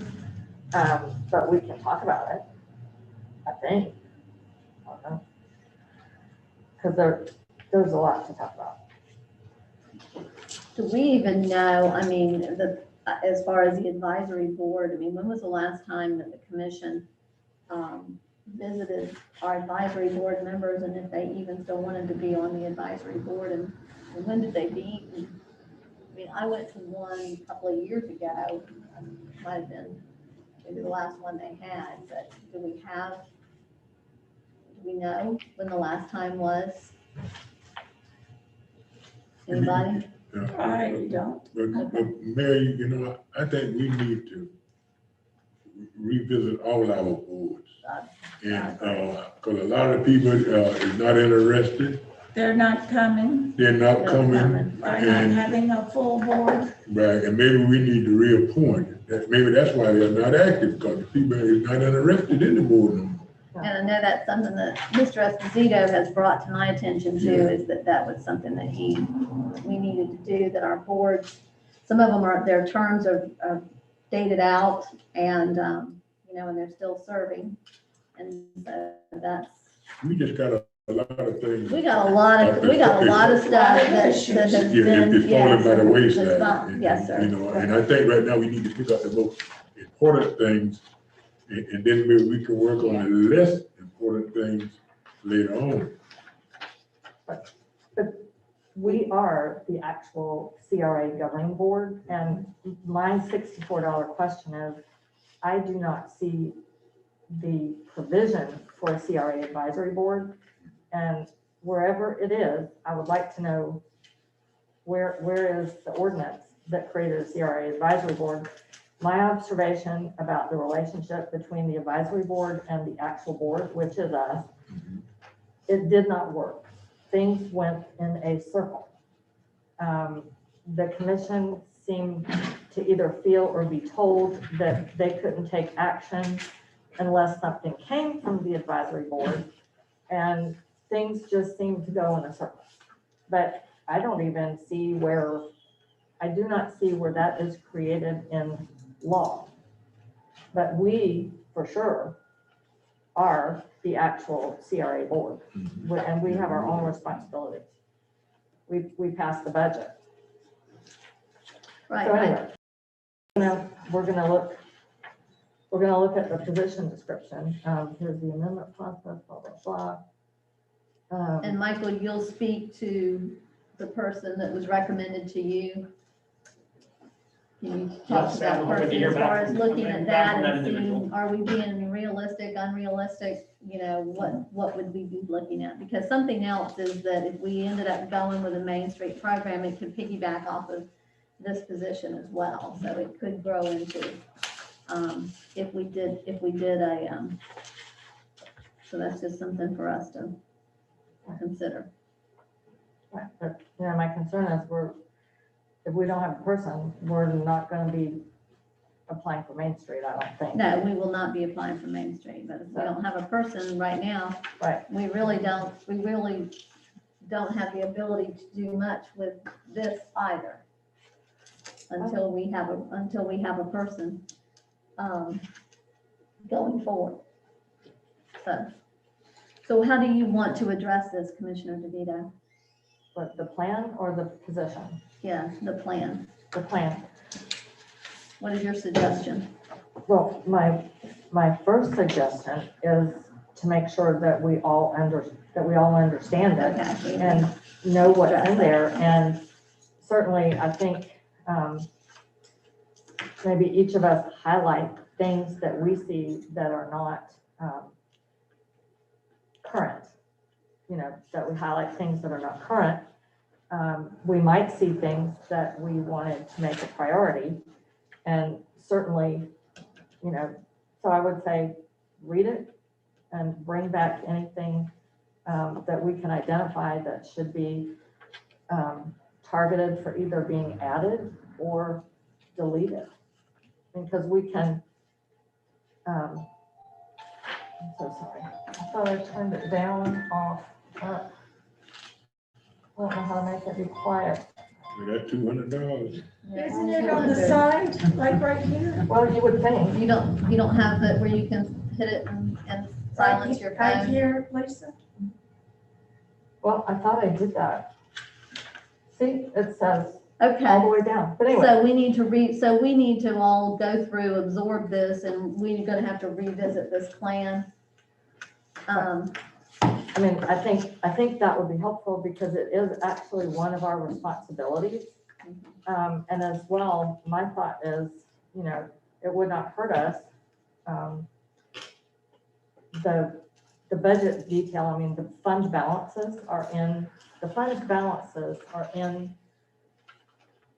the report that we get from our finance director every month. But one thing that we don't do, and we could do at short CRA meetings, is we could review the expenditures that have been made. And what the balances in the line items are, because there are expenditures that are made from the CRA plan every month. And Ms. Peacock referred to the fact that when they do the Central Avenue paving, they will be taking some money. I don't know who decided this, but they'll be taking some money from the CRA budget to do some related gutter work or curb work, or I don't know. She said there's going to be work that will be needed after the repaving that will come from the CRA money. And I think we need to understand what that is. Are you familiar with that, Michael? Because I know that he made the presentation the other day, it came up and there was 500 linear feet of curbing that if it was in any way impacted, that it could be repaired, replaced. Correct, that was a line item in there. Yeah, it's not curbing, but I remember it was a couple meetings ago. Uh-huh. Debbie Peacock said, we will need to spend money from the CRA budget after the Central Avenue paving. So what I'm saying is, it would be a good idea for us to review what we are spending from the CRA budget, because we don't keep up with that every year. Who would have given, I mean, that's my next question, is who would have given her the directive that we're gonna need to spend money for that? I don't know. Okay, we just need to clarify that with Debbie Peacock and find out. Right, but regardless, if we opened a CRA meeting and actually just had a little update on, you know, money was expended from this for that, I think that there's, We can do that, and just so that we start opening it up and having some discussion, and at least giving an update as far as a report. because it doesn't have to take long, but I think it might be helpful for us to keep track of where we are before we get to, Is there a threshold? Do they July. provide a threshold to at that point that they're going to look at us to resolve this? no, I don't think so. I've never heard that. But I mean, I don't know. I'm not an expert. I have truly no idea. I have no idea. But it is a fact that, you know, we collect the tax money and we're supposed to be trying to improve things. But we're, you know, not that much improvement is going forward. So And it could, and there's some great things in this plan. Okay. Did you have anything else on your list for today, for discussion? Whatever I have, I think we've covered the highlights. Thank you. Okay. The only thing I want to mention is that, and then we can go ahead and adjourn, is that our street signs, and that was one thing that I had done. I went and cleaned up the one down at Sunrise Park. And I don't know how we do this, if we do this on a volunteer basis, if we work with the high school for some community hours. But a lot of our street signs really they just need a good washing, not necessarily replacement, but they really need a good washing. So Michael, that's something that I'm gonna probably be harping on a little bit, because a street sign is, it's a big deal. And I do know something also is that, Michael, have you worked with, the county has it in-house, I believe now, they have the street sign, they have the capability to do that in-house. So I don't know if any of ours need to be replaced.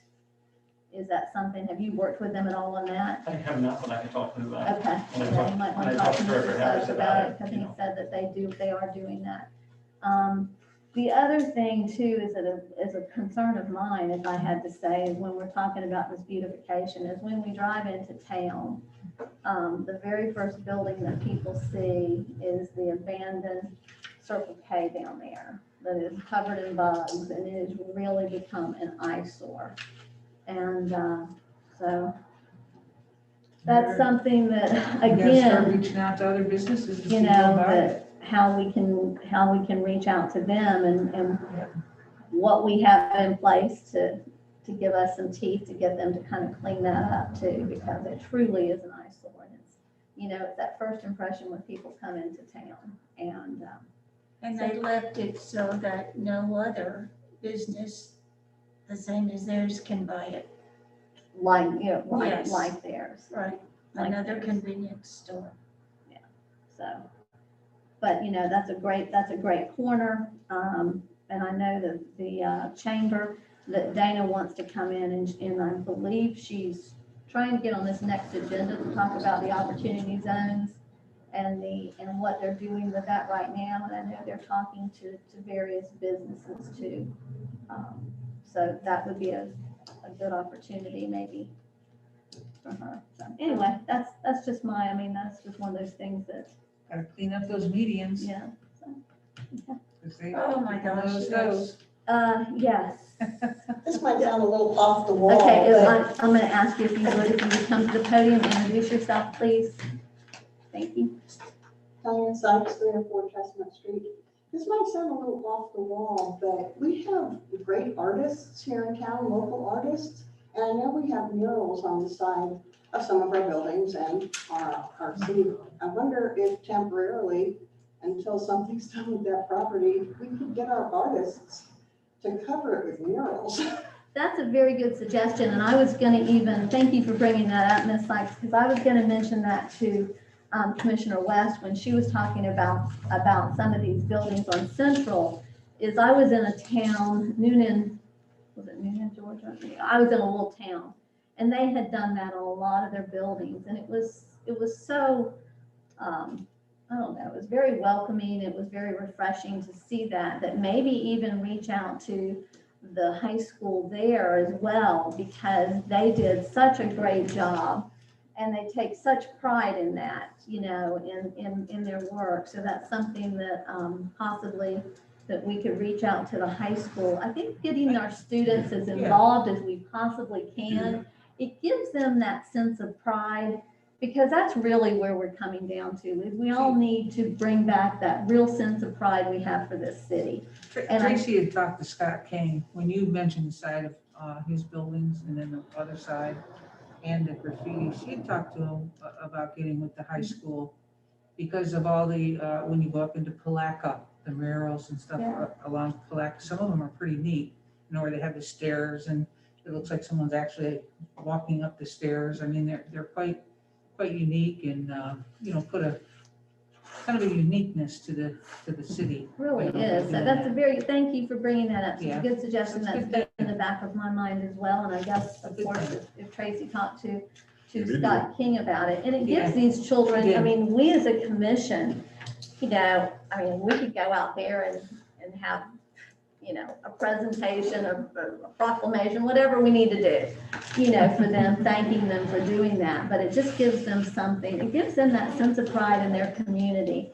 And I really do think that we need to do that, reach out to them. Yeah, so they do a good job. Various holidays come, I like when Dixie. When Dixie's window. Here's something to think about too. If you are going to be a Bright Future recipient, you have to do 100 hours of community work. With the Catfish Festival not going on, they always use that with a lot of work, and they don't have that now, so they're looking for opportunities, so let's let them have some, I think give them that's, some. you know, and I'll be happy to reach out. I think it's Holly that takes care of their hours over there. No, she's not working there, remember? It's Cheryl Brenner, I think. Cheryl is, Holly's not working there now. She had to retire to go to, school. No, it's another Holly. Oh, all right. I'm sorry. I was like, but she was on the answer machine just the other day. No, you're absolutely right. But no, there's another Holly, and she's, I believe she's one of the administrators, and she takes care of getting them their volunteer hours, Right, because so I know that's a big struggle, and there's not a lot of opportunity here in town for that. Right. So I agree, and I personally would like to see that. I think they'd get excited. over And that. there's so many artists that would maybe want to be part of it as far as helping them along, you know, so it could also be a teaching opportunity as well. So we need to work on that, and maybe that's something through CRA that, you know, because there's supplies that are going to be required for that. Yes, Commissioner DeVito, you rolled your eyes and stuff. So, well, two things.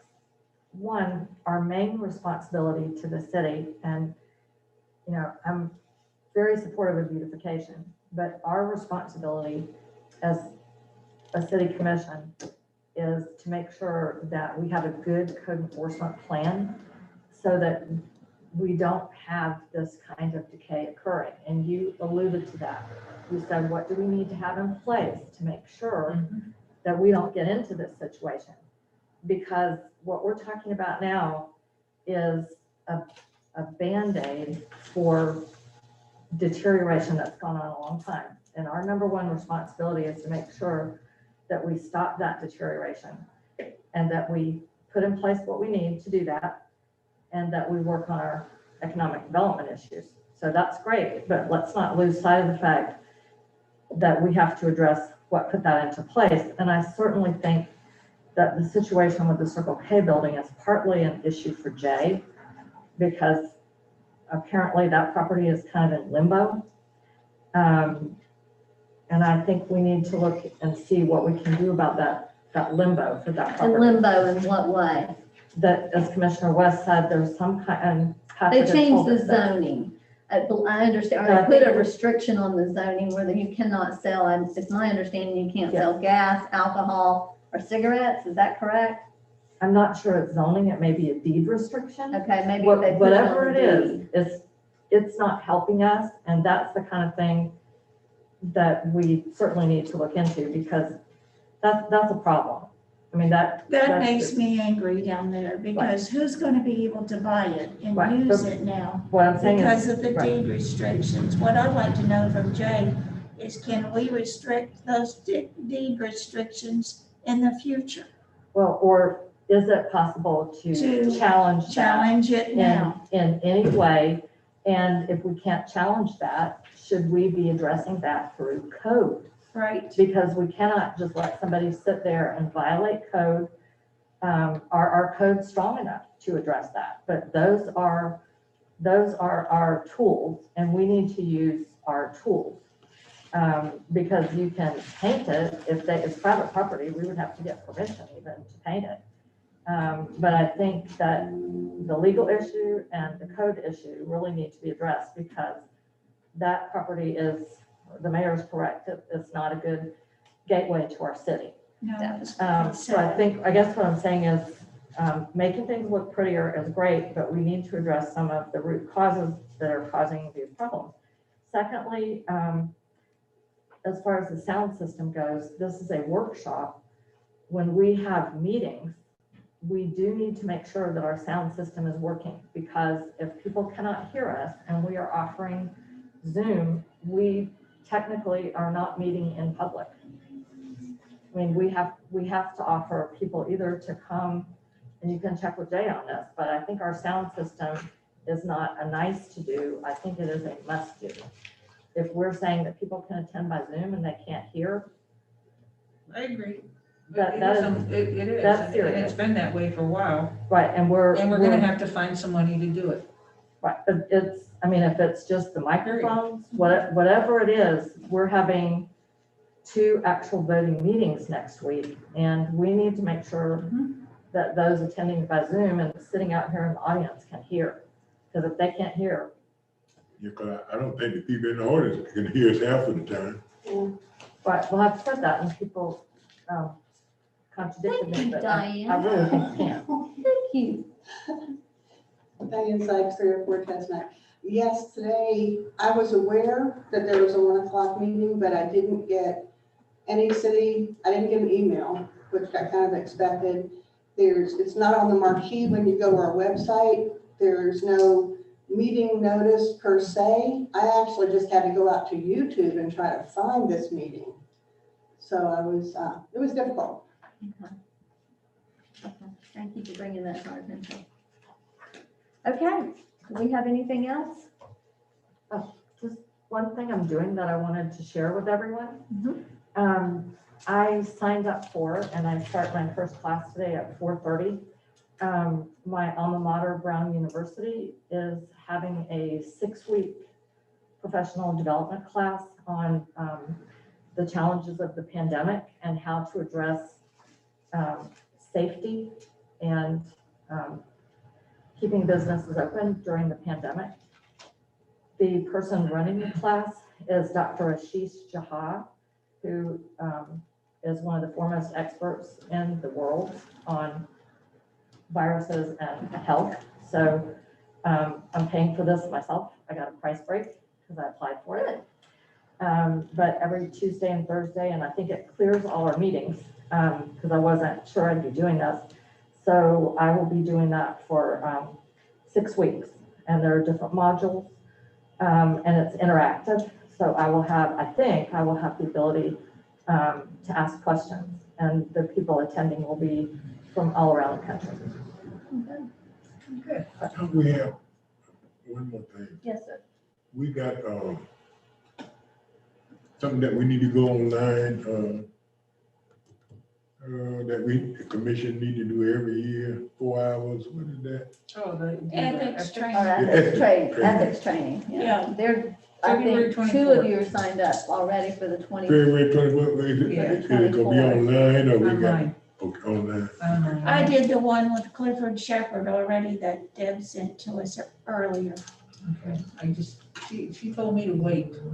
I don't know what that was about, but. February 24th, Probably. Because you have to do it this year, and if you did it in November, December, you would have to repeat it again. for this- Something like that, yeah. Yeah, So- this year, because when you came in mid-November. But you could do it twice.